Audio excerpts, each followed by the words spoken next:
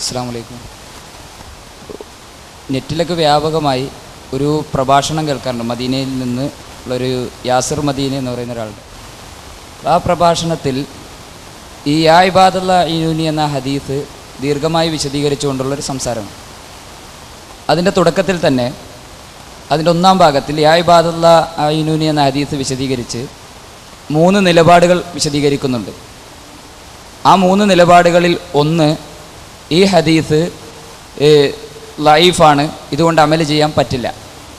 2, ഈ ഹദീസ് ലൈഫാണ്, പക്ഷെ ഒരു ദിക്റിന് വേണ്ടി നമുക്ക് എന്ത് ചെയ്യാം, അമൽ ചെയ്യാനുണ്ട്, വിരോധമില്ല. 3-മത്തത് ഇത് സഹിയാണ്, ഇത് കൊണ്ട് അമൽ ചെയ്യാം. ഈ 3 നിലപാടും വിശദീകരിച്ച് ഒരു ആധുനിക കാലഘട്ടത്തിലെ 12ഓളം സലഫി പണ്ഡിതന്മാരുടെ, ഇന്ന് കിബാറുൽ ഉലമയിൽപ്പെട്ട ജീവിച്ചിരിക്കുന്ന മരിച്ചുപോയ 12ഓളം വരുന്ന പണ്ഡിതന്മാരുടെ ഫത്വകൾ ഉദ്ധരിച്ചുകൊണ്ട് ഇത് ഈ മുഴുവൻ ഈ ഹദീസ് വിശദീകരിച്ച് അവരൊക്കെ പറഞ്ഞത് ശിർക്കല്ല, ശിർക്കാണ് എന്ന് കേരളത്തിലെ ചില പണ്ഡിതന്മാർക്കും പ്രബോധകന്മാർക്കും മാത്രമേ അഭിപ്രായമുള്ളൂ. ലോകത്ത് കഴിഞ്ഞുപോയ നൂറ്റാണ്ടുകളിലെ പണ്ഡിതന്മാർക്ക് ആർക്കും അത്തരത്തിലൊരു അഭിപ്രായം ഇല്ല എന്നൊരു പ്രസംഗത്തിൽ കേട്ടു. അതിൻ്റെ തുടക്കത്തിൽ അബ്ദുല്ലാഹിബിൻ മുബാറക് എന്ന് പറയുന്ന താബഈ, അദ്ദേഹം ഹിജറ 2-ാം നൂറ്റാണ്ടിലാണ്. അദ്ദേഹം ഒരു യാത്രയിൽ നടന്നു പോകുമ്പോൾ അദ്ദേഹത്തിന് വഴിതെറ്റിയ അവസ്ഥയിൽ യാ ഇബാദല്ലാ ഇനൂനി എന്ന് പറയുന്ന പ്രസ്തുത ഹദീസ് അദ്ദേഹത്തിൻ്റെ മുമ്പിൽ കൊണ്ടുവരപ്പെടുകയും ആ ഹദീസ് കൊണ്ട് അമൽ ചെയ്തപ്പോൾ പലർക്കും വഴി തെളിഞ്ഞു കിട്ടിയിട്ടുണ്ട് എന്ന് പറയപ്പെടുകയും ചെയ്തു.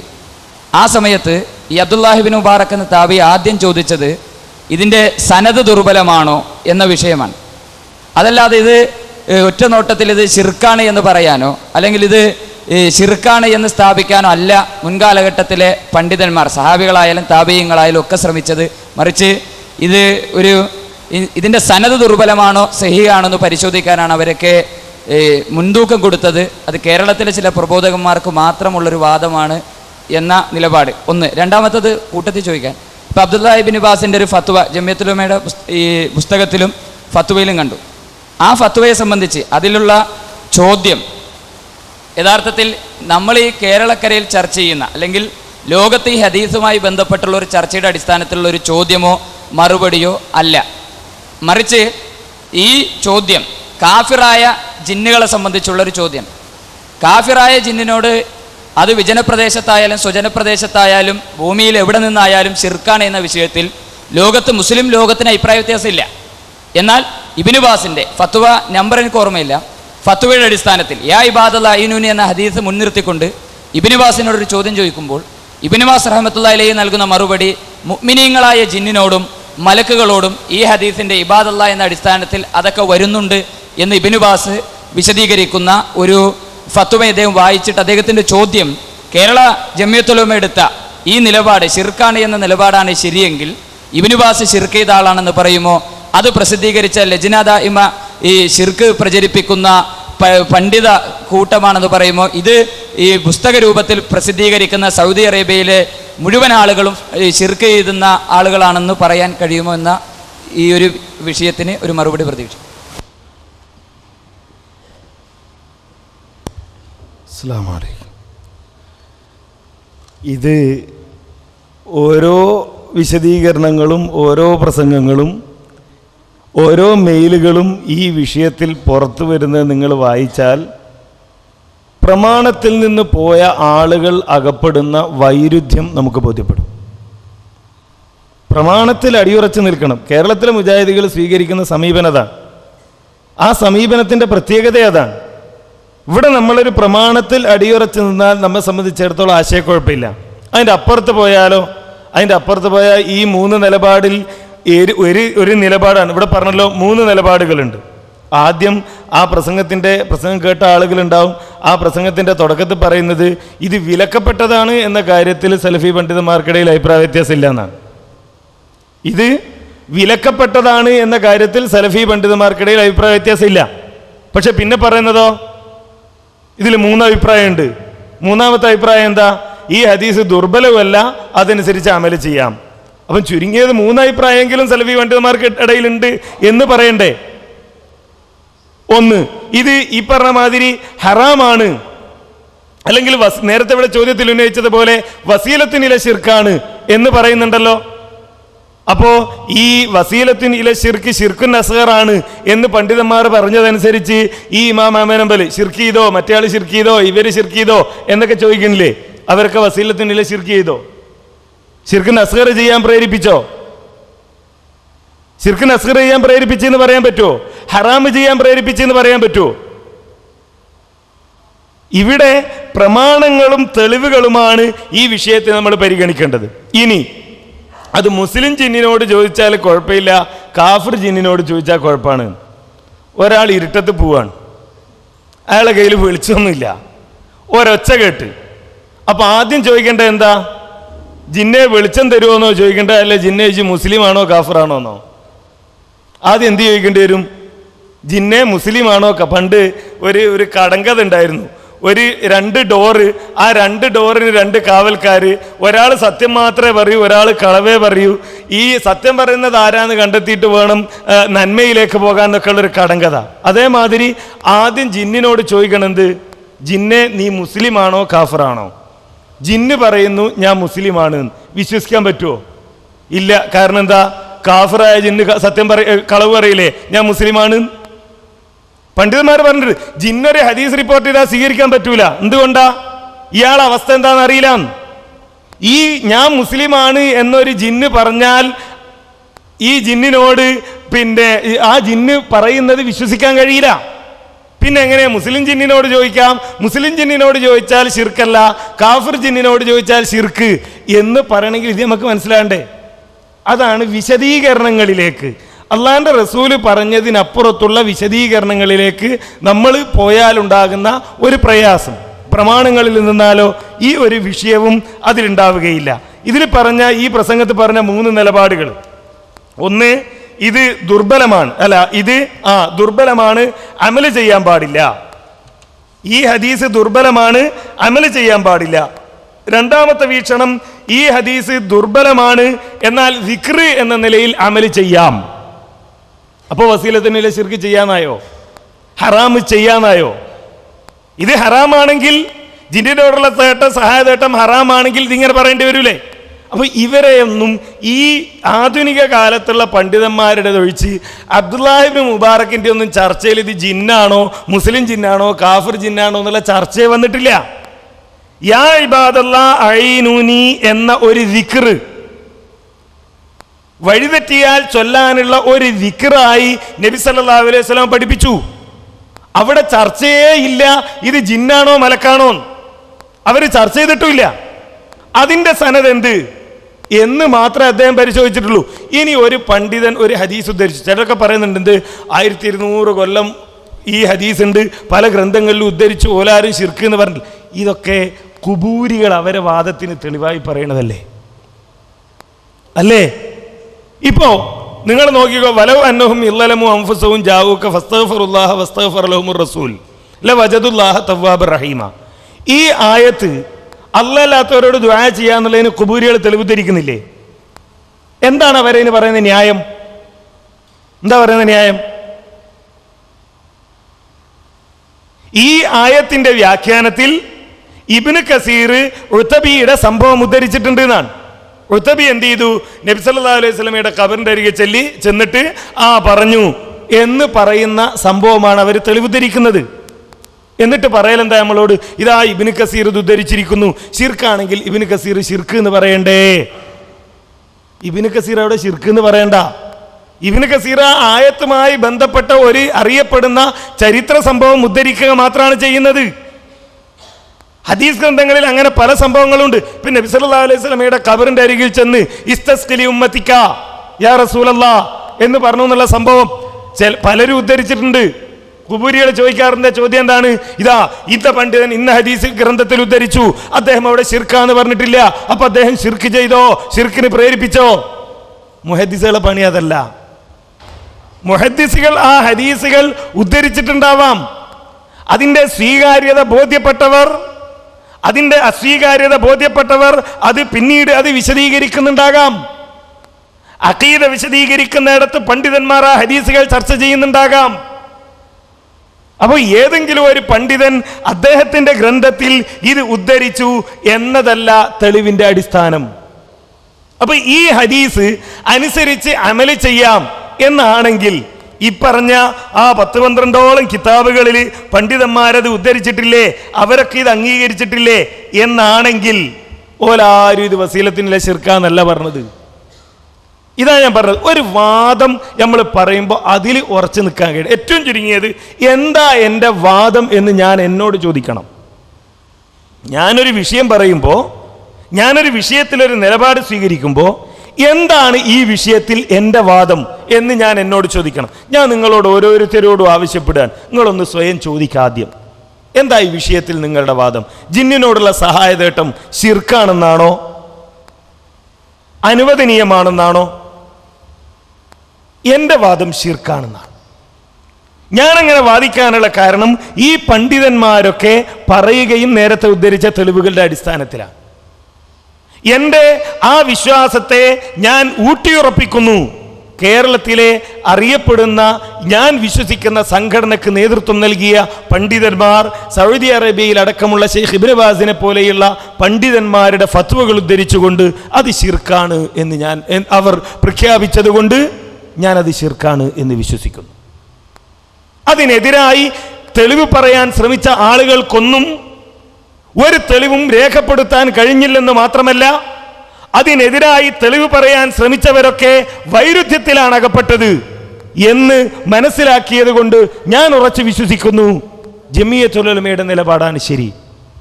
അതിനപ്പുറത്ത് നിങ്ങളുടെ വാദം ശിർക്കല്ല എന്നാണോ? ആണെങ്കിൽ, ശിർക്കല്ല എന്നാണെങ്കിൽ അത് അനുവദനീയമാണോ അതല്ല ഹറാമാണോ?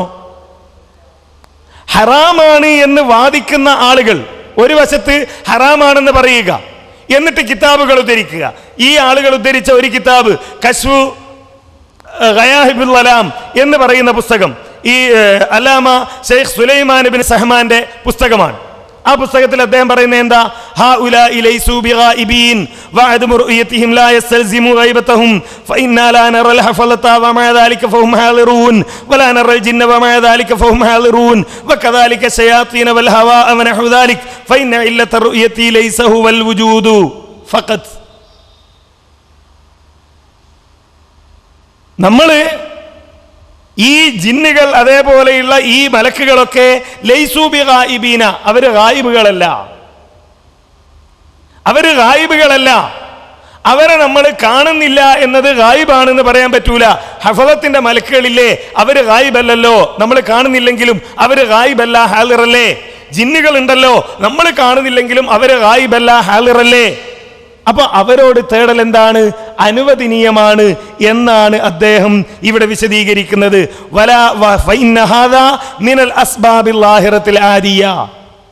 ഇത് കാര്യകാരണ ബന്ധങ്ങൾക്ക് വിധേയമാണ്. ഇത് അനുവദനീയമാണെന്ന കാര്യത്തിൽ അഭിപ്രായ വ്യത്യാസമില്ല. അപ്പൊ ഹറാമാണ് എന്നുള്ളതിന് തെളിവ് ധരിക്കേണ്ടത് ജായിസ എന്നുള്ളതാ? വാദം ഹറാമാണെങ്കിൽ ഹറാമാണ് എന്ന് പറയുന്ന തെളിവ് ധരിക്കണം. ജായിസാണ് എന്ന തെളിവ് അനുവദനീയമാണ് എന്ന തെളിവാണ് ഉദ്ധരിക്കുന്നതെങ്കിൽ അനുവദനീയമാണ് എന്ന വാദത്തിൽ ഉറച്ചു നിൽക്കണം. വാദം എന്ത്? ഹറാമ്, തെളിവോ അനുവദനീയം എന്നുള്ളതിന്. അത് പറ്റുമോ?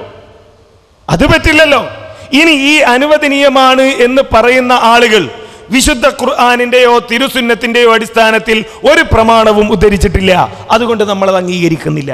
അപ്പോലൊക്കെ ശിർക്കിന്റെ ആളുകളാണോ? നമ്മൾ പറയില്ല. ശവ്വാലിലെ 6 നോമ്പ് സുന്നത്താണോ ബിദ്അത്താണോ? നിങ്ങൾ മനസ്സിലാക്കിയ ഹദീസുകളുടെ അടിസ്ഥാനത്തിൽ ശവ്വാലിലെ 6 നോമ്പ് സുന്നത്താണോ ബിദ്അത്താണോ? സുന്നത്താണ്. ഇമാം മാലിക് റഹ്മത്തുള്ളാഹിയുടെ അഭിപ്രായ പ്രകാരം അത് ബിദ്അത്താണ്. ഇമാം മാലിക് റഹ്മത്തുള്ളാഹിയുടെ അഭിപ്രായ പ്രകാരം അത് ബിദ്അത്താണ്. അതുകൊണ്ട് ഇമാം മാലിക് റഹ്മത്തുള്ളാഹി മുബ്തദി ആണ് എന്ന് പറയാൻ പറ്റുമോ? ഇല്ല. ഈ വിഷയം ചർച്ച ചെയ്തിടത്ത് ഇമാം നവവി പ്രയോഗിക്കുന്ന ഒരു പദമുണ്ട്, വ മാലിക് മഅദൂർ. ഇമാം മാലിക് റഹ്മത്തുള്ളാഹി ആക്ഷേപമുക്തനാണ്. അദ്ദേഹത്തിന് കിട്ടിയ തെളിവിന്റെ അടിസ്ഥാനത്തിൽ അദ്ദേഹം പറഞ്ഞു. അതേപോലെ ഈ പണ്ഡിതന്മാർ അവർക്ക് തോന്നിയ ഒരു വീക്ഷണം പറഞ്ഞിട്ടുണ്ടാകാം. പക്ഷേ ആ പറഞ്ഞയിടത്ത് പ്രമാണങ്ങൾ ഉദ്ധരിക്കാത്തത് കൊണ്ട് ജിന്ന് ഹാളിറാണ്, മലക്ക് ഹാളിറാണ്, ആ ഹഫലത്തുണ്ട്, അവരോട് നിങ്ങൾക്ക് തേടാം, നിങ്ങൾ അവരോട് തേടിയാൽ ശിർക്കാവുകയില്ല, നിങ്ങൾ പറയുന്ന കാര്യങ്ങൾ കേൾക്കുക. അതാ വിഷയം. കാര്യകാരണ ബന്ധം എന്നൊക്കെ പറഞ്ഞ അതാണ്. ഷെയ്ഖ് ഇബ്നു ബാസ് വളരെ രസകരമായി ഈ കാര്യം വിശദീകരിക്കുന്നുണ്ട്. ഞാനിത് ആദ്യം കേട്ടത് ഉമർ മൗലവിയുടെ പ്രസംഗത്തിലാണ്. ഉമർ മൗലവിയുടെ ലാ ഇലാഹ ഇല്ലല്ലാ എന്ന ഒരു പ്രസംഗമുണ്ട്. അതിൽ അദ്ദേഹം തുടങ്ങുന്നത് ഇങ്ങനെയാണ്: എങ്ങനെയാണ് പ്രാർത്ഥന, എന്താണ് പ്രാർത്ഥന? ഖുറാഫികൾ ചോദിക്കുമല്ലോ, എല്ലാ പ്രാർത്ഥനയും എല്ലാ വിളിയും ശിർക്കാണോ, എല്ലാ വിളിയും പ്രാർത്ഥനയാണോ, എല്ലാ അപേക്ഷയും പ്രാർത്ഥനയാണോ എന്നൊക്കെ ചോദിക്കാറുണ്ടല്ലോ ഖുറാഫികൾ. അതിന് മറുപടിയായിട്ട് അദ്ദേഹം പറയാൻ, എപ്പോഴാണ് ഒരു അപേക്ഷ പ്രാർത്ഥനയാകുന്നത്? അദ്ദേഹം സാധാരണ പറയും തെളിഞ്ഞ വഴിയും മറഞ്ഞ വഴിയും. എന്താ തെളിഞ്ഞ വഴി? അദ്ദേഹം പറയുന്നത്, ഞാൻ നിങ്ങളോടൊരു കാര്യം ചോദിക്കുന്നു, നിങ്ങൾ എങ്ങനെയാ അത് കേൾക്കുന്നത്, നിങ്ങൾ എങ്ങനെയാ അത് മനസ്സിലാക്കുന്നത്? ഞാൻ ഇവിടുന്ന് നിങ്ങളോട് പറയണത് ആ മൈക്കൊന്ന് എടുക്ക്, അല്ലെങ്കിൽ ആ കാസറ്റ് ഒന്ന് എടുക്ക് എന്ന് ഞാൻ പറയുമ്പോൾ അത് നിങ്ങൾ കേൾക്കുകയാണ്. നിങ്ങൾ എങ്ങനെയാ എന്നെ സഹായിക്കുക? നിങ്ങൾ അവിടുന്ന് എണീറ്റ് വന്ന് അതെടുത്ത് എൻ്റെ കൈ കൊണ്ടുത്തരും, ബസ്. ഇതാണ് കാര്യകാരണ ബന്ധം എന്ന് പറയുന്നത്. അതിനപ്പുറത്താണ് അപേക്ഷ. ഞാൻ ചോദിക്കണത് എങ്ങനെ അയാൾ കേൾക്കണത് അതെനിക്കറിയില്ല. ഞാൻ ചോദിക്കണത് എങ്ങനെ അയാൾ കേൾക്കണത് എനിക്കറിയില്ല. അയാൾ എങ്ങനെയാ എന്നെ സഹായിക്കുക അതെനിക്കറിയില്ല. അതാണെങ്കിൽ അത് അഭൗതികമാണ്, മറഞ്ഞ വഴിയാണ് എന്നാണ്. ഇത് ആദ്യം കേട്ടത് ഉമർ മൗലവി റഹ്മത്തുള്ളാഹിയുടെ പ്രസംഗത്തിലാണെങ്കിലും എനിക്ക് പിന്നീട് നമ്മളിങ്ങനെ നമ്മുടെ ചെറിയ വിവരം വെച്ച് വായിച്ച് വന്നപ്പോൾ മനസ്സിലായി അത് അദ്ദേഹത്തിൻ്റെ ഗുരുനാഥനായ ഷെയ്ഖ് ഇബ്നു ബാസിൽ നിന്ന് കിട്ടിയതാണ്. ഷെയ്ഖ് ഇബ്നു ബാസ് പറയാൻ, അമ്മൽ ഹയ്യു ഫഇന്നഹു യത്ലുബു മിൻഹു മാ യഖ്ദിറു അലൈഹി. ചിലരിതാ പറയാ, എന്ത്? ജീവിച്ചിരിക്കുന്ന ആളോട് അയാളുടെ കഴിവിൽപ്പെട്ടത് ചോദിക്കാം. മലക്ക് ഹയ്യല്ലേ, ജിന്ന് ഹയ്യല്ലേ, അതുകൊണ്ട് ചോദിച്ചാൽ കുഴപ്പമില്ലാന്ന്. എന്നിട്ട് അദ്ദേഹം പറയാൻ, ഇദാ കാന ഹാലിറൻ യസ്മഉ കലാമഹു. ആ ഹയ്യ് ഹാലിർ ആണെങ്കിൽ, അപ്പൊ ഒന്ന് ഹയ്യ്, രണ്ടാമത്തേത് ഹാലിർ. ഔ അൻ തരീഖിൽ കിതാബ, ഒന്നുകിൽ ഞാൻ പറയുന്നത് കേൾക്കണം, അല്ലെങ്കിൽ എഴുത്തിലൂടെ, അവിൽ ഹാത്തിഫ് അല്ലെങ്കിൽ ടെലിഫോണിലൂടെ, അവിൽ ഇബ്രാഖ് ടെലിഗ്രാമിലൂടെ, അവിൽ ടെലക്സ് അല്ലെങ്കിൽ ടെലക്സിലൂടെ,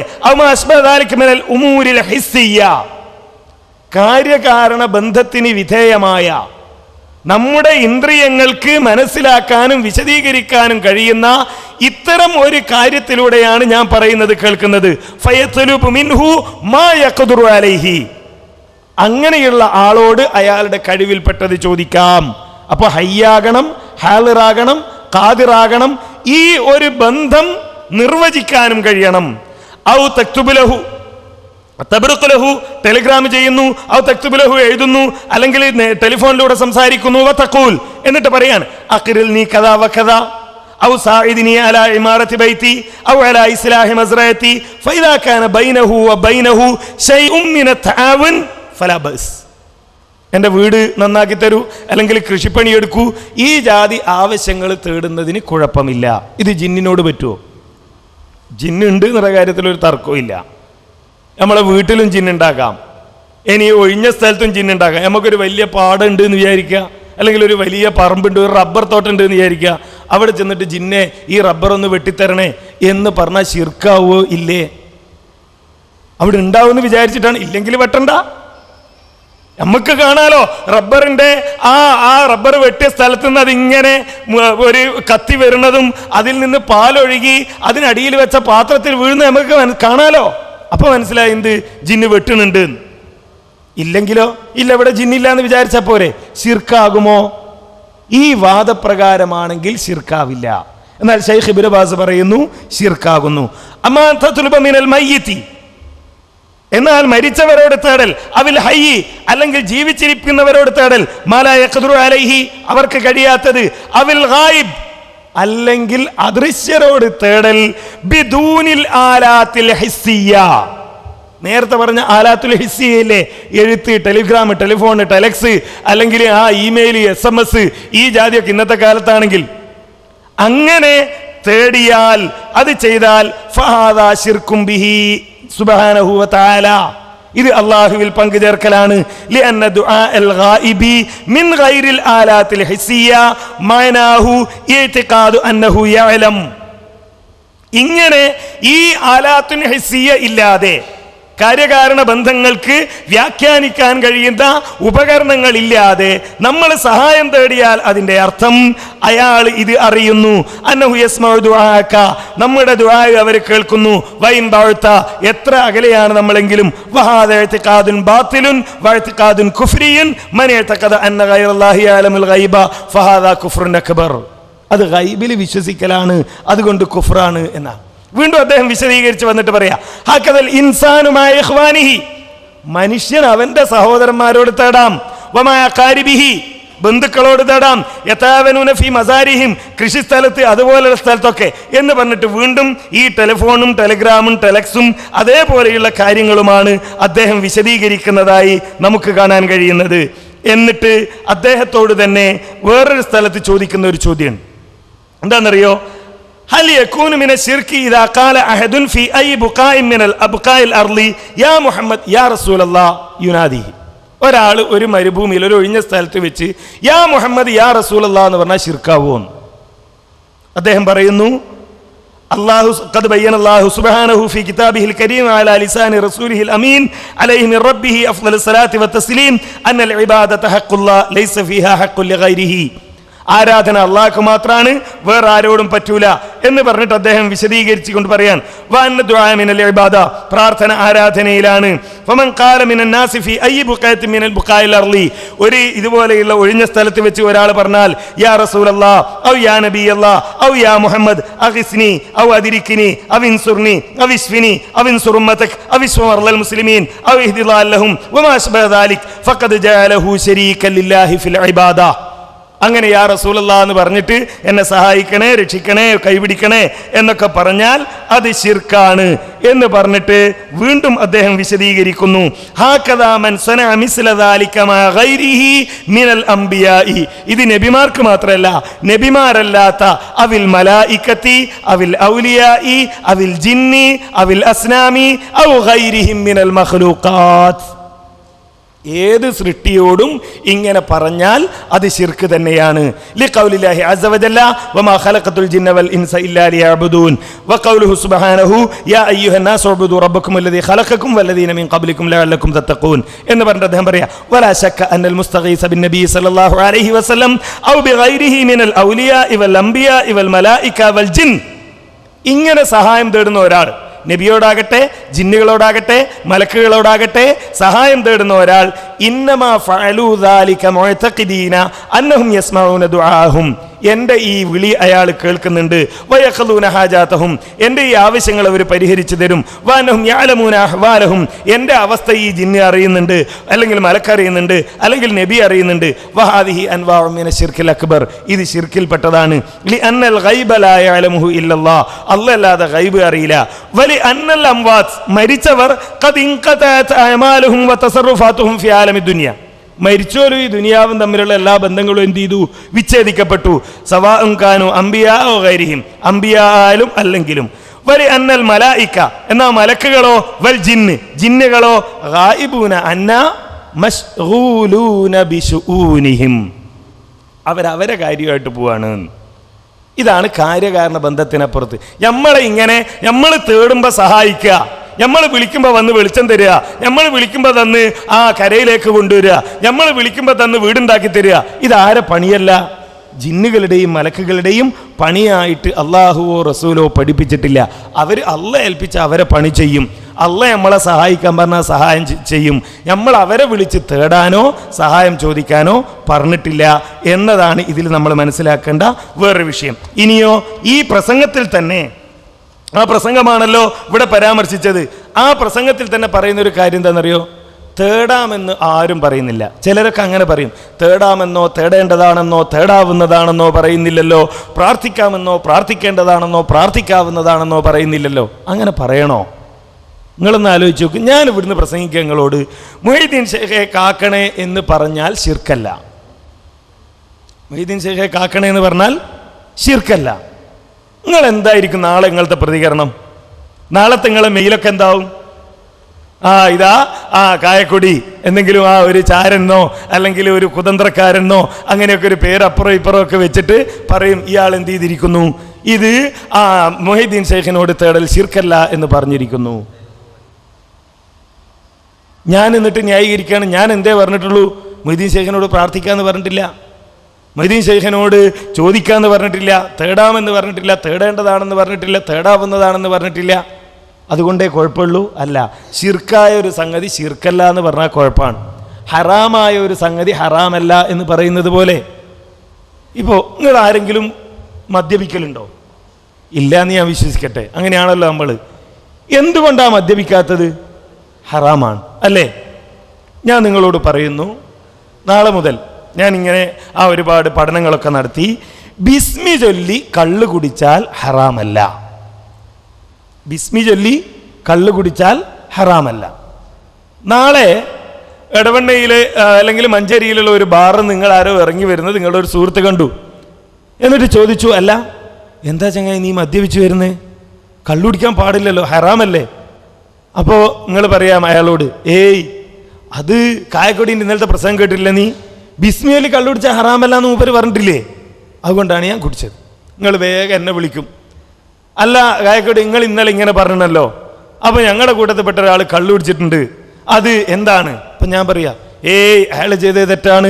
കള്ള് കുടിക്കാമെന്നോ കുടിക്കേണ്ടതാണെന്നോ കുടിക്കാവുന്നതാണെന്നോ കുടിക്കാമെന്നോ ഞാൻ പറഞ്ഞിട്ടില്ല. ഇന്ന് ഞാൻ പറയണതിൽ എന്താ അർത്ഥം ഉള്ളത്? ബിസ്മി ചൊല്ലി കള്ള് കുടിച്ചാൽ ഹറാമല്ല എന്ന് പറഞ്ഞാൽ അതിൻ്റെ അർത്ഥം എന്താ? അതിൻ്റെ അർത്ഥം? കള്ള് കുടിക്കാമെന്നോ കുടിക്കരുതെന്നോ? എന്താ നിങ്ങൾ മനസ്സിലാക്കുക? കള്ള് കുടിക്കാന്നാ മനസ്സിലാക്കുക.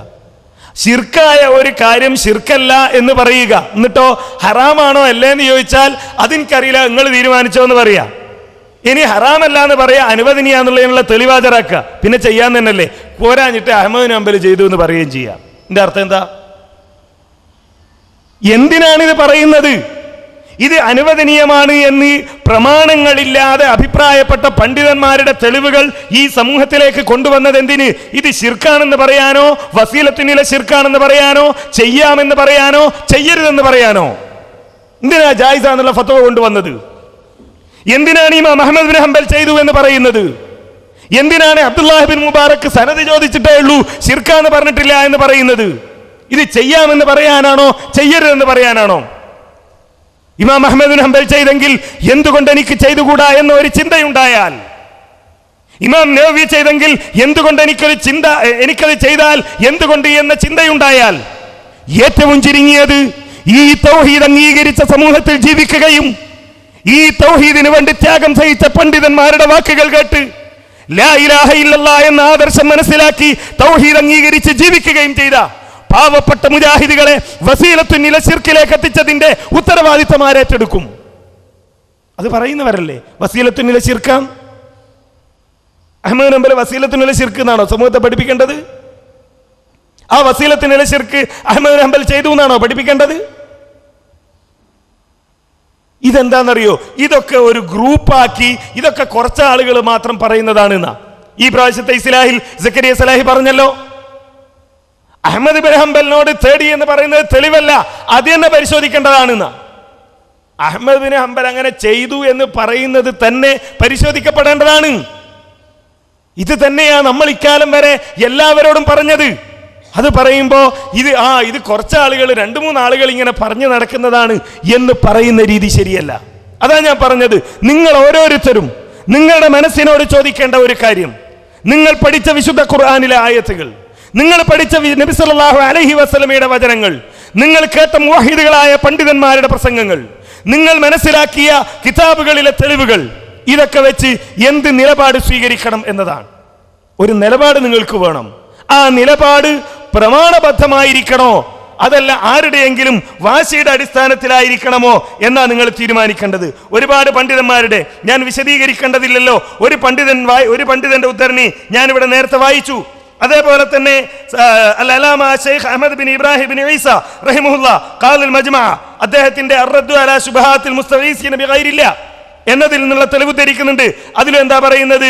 ഇത് സഹീഹാണെങ്കിൽ മാനാഹു അനൽ ഇൻസാന ഇദൻ ഫലതത് ദാബതുഹു വജസാൻഹാ എന്ന് പറഞ്ഞിട്ട് വഹാദാ കമാ ഇദൻ ഫലതത് ദാബത്തുൽ ഇൻസാനി ഫനാദാ അഹദി റിഫ്ഖതിഹി യാ ഫുലാൻ. അത് തന്റെ സഹോദരനെ വിളിക്കുന്നത് പോലെയേ ഉള്ളൂ. അപ്പൊ വസീലത്തുനിലെ ശിർക്കാവോ ഹറാമാവോ? ഇല്ല. വസീലത്തുനിലെ ശിർക്കും ഹറാമും പറയുന്നവർ ജായിസിന് തെളിവ് ധരിക്കേണ്ട ദുരവസ്ഥയിലേക്ക് എത്തിച്ചേർന്നു. എന്നതാണ് ഈ വിഷയത്തിലെ ഏറ്റവും അപകടകരമായ ഒരു കാര്യം. എന്തുകൊണ്ട്? പ്രമാണങ്ങളിൽ നിന്ന് അകന്നുപോയി. ഇനി ആ പ്രസംഗത്തിൽ തന്നെ ചോദിക്കുന്നുണ്ടല്ലോ, എന്താണ് ഇതല്ലാത്ത, അദ്ദേഹം ആവർത്തിച്ച് പറയുന്ന ഒരു പ്രയോഗമുണ്ട്, ഈ ഹദീസിന്റെ പ്രയോഗത്തിൽ നിന്ന് പുറത്തു പോയാൽ ശിർക്ക്. ഞാൻ അദ്ദേഹത്തോട് ഫോണിൽ സംസാരിച്ചു. ഞാൻ ചോദിച്ചു, യാസിർ മൗലവി, കേരളത്തിൽ ഈ വിഷയത്തിൽ 2 അഭിപ്രായമുള്ളത് നിങ്ങൾ അറിയോ? ചർച്ച 2 അടിസ്ഥാനത്തിലാണ് എന്നത് നിങ്ങൾ അറിയോ? എന്നോട് ചോദിച്ചു, എന്താണ്? ഞാൻ പറഞ്ഞു, ഒന്ന്, ജബ്ബാർ മൗലവിയുടെ അഭിപ്രായം അത് നിങ്ങൾ ഈ പറയുന്ന ഹദീസിന്റെ അടിസ്ഥാനത്തിലല്ല. അദ്ദേഹം പറഞ്ഞു, ഞാൻ അങ്ങനെ മനസ്സിലാക്കിയിട്ടില്ല എന്നാണ്. അങ്ങനെയൊന്നും അദ്ദേഹം മനസ്സിലാക്കിയിട്ടില്ല. അങ്ങനെ ഒന്ന് അദ്ദേഹം മനസ്സിലാക്കിയിട്ടില്ല എന്ന് അദ്ദേഹം എന്നോട് ഞാൻ സംസാരിച്ചു. നിങ്ങൾക്ക് വേണമെങ്കിൽ ആർക്കും അദ്ദേഹത്തെ വിളിച്ചു ചോദിക്കാം. യാസിർ ബിൻ ഹംസ എന്ന് പറയുന്നത് ചെറുപ്പക്കാരനായ ഒരു പണ്ഡിതനാണ്. അദ്ദേഹം അവിടെ സൗദിയിൽ ജനിക്കുകയും അവിടെ പഠിക്കുകയും അവിടുത്തെ കാര്യങ്ങൾ അവിടെ നിന്ന് മനസ്സിലാക്കുകയും ചെയ്ത ആളാണ്. കേരളത്തിലെ ഈ ചർച്ച എങ്ങനെ വന്നു എന്നത് അദ്ദേഹത്തിന് അറിയില്ല. നിങ്ങൾക്ക് ആർക്കും അദ്ദേഹത്തോട് വിളിച്ച് ചോദിക്കാം. ഞാൻ മനസ്സിലാക്കുന്നു അദ്ദേഹം ഇവിടെ വന്നിട്ടുണ്ട് ക്ലാസ് എടുക്കാൻ, അല്ലേ? യാസിർ ബിൻ ഹംസ ഇവിടെ വന്നിട്ട് ജാമിയയിൽ വന്ന് ക്ലാസ് എടുത്തിട്ടുണ്ട് എന്നാണ് എൻ്റെ ഓർമ്മ. ചെറുപ്പക്കാരനായ ഒരു പണ്ഡിതനാണ്. നിങ്ങൾക്ക് ആർക്കും വിളിച്ചു ചോദിക്കാം. ഈ വിഷയം അദ്ദേഹം മനസ്സിലാക്കിയിട്ടില്ല. അദ്ദേഹം ഈ ഹദീസിന്റെ അടിസ്ഥാനത്തിൽ അഭിപ്രായം പറഞ്ഞതാണ്. ആ പറഞ്ഞതോ അതങ്ങനെ ഈ കിതാബിലുള്ളതൊക്കെ കൂടി നമ്മളിങ്ങനെ പറഞ്ഞാൽ പ്രമാണങ്ങളില്ലാതെ പറഞ്ഞ ആളുകളൊക്കെ അബദ്ധത്തിൽപ്പെട്ടു എന്ന് നമ്മൾ പറയേണ്ടി വരും. അത് നമ്മൾ സ്വീകരിക്കേണ്ടതില്ല. അവർ മോശക്കാരാണോ? അല്ല, അവർ മോശക്കാരല്ല. ഏതുപോലെ ഇത് ശിർക്കാണെന്ന് പറയാത്ത ഇബ്നു കസീർ മോശക്കാരനല്ലാത്തതുപോലെ ഈ സംഭവം ശരിയാണെങ്കിൽ റസൂലിന്റെ ഖബറിന്റെ അടുത്ത് അങ്ങനെ പറയുന്നത് കുഴപ്പമില്ല എന്ന് അഭിപ്രായപ്പെടുന്ന ഇമാം നവവി മുശ്രിക്കല്ലാത്തതുപോലെ ബിദ്അത്തായ ഒരുപാട് കാര്യങ്ങൾ സുന്നത്താണ് എന്ന നിലയിൽ രേഖപ്പെടുത്തിയ പണ്ഡിതന്മാർ മുബ്തദിഅകളല്ലാത്തതുപോലെ അവർക്കൊക്കെ ഇത്തരം അബദ്ധം വരാമെങ്കിൽ ഈ 100-200 കൊല്ലം അടുത്തുള്ള ആളുകൾക്ക് ഒരബദ്ധവും വരാൻ പാടില്ല എന്നൊന്നും നമ്മൾ ആ കാര്യത്തിൽ വാശി പിടിക്കേണ്ടതില്ല. നമ്മൾ പ്രമാണത്തിൽ ഉറച്ചു നിൽക്കുക എന്നതാണ് സൂചിപ്പിക്കാനുള്ളത്.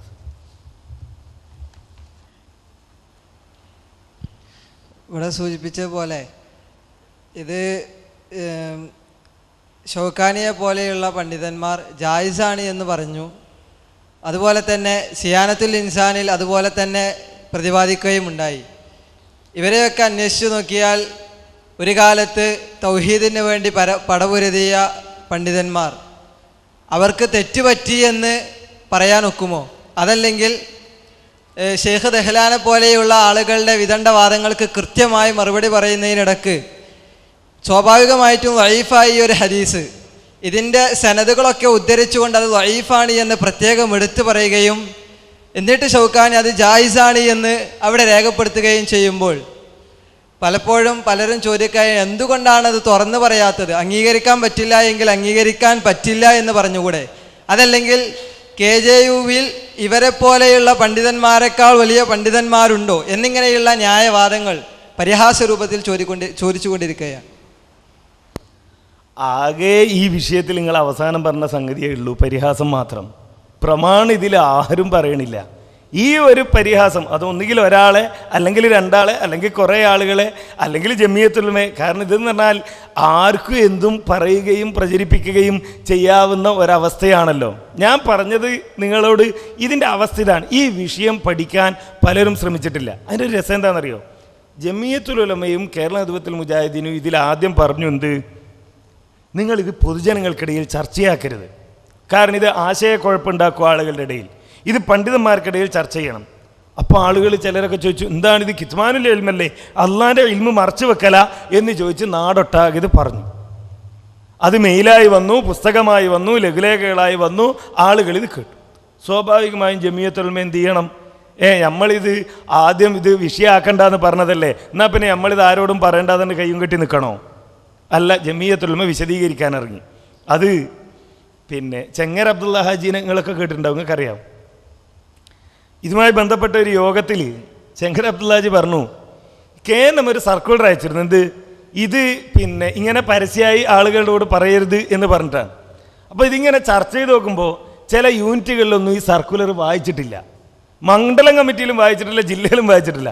അപ്പോൾ ചെങ്ങർ അബ്ദുള്ളാജി പറഞ്ഞു അത് ഇത് വായിച്ചുണ്ടാവും സർക്കുലർ, ഇത് ആ പൊതുജനങ്ങളുടെ ഇടയിൽ നമ്മളിങ്ങനെ ചർച്ചാ വിഷയമാക്കണ്ടെന്ന് പറഞ്ഞത് കൊണ്ടാവും ഈ സർക്കുലർ മൂടി വെച്ചത്.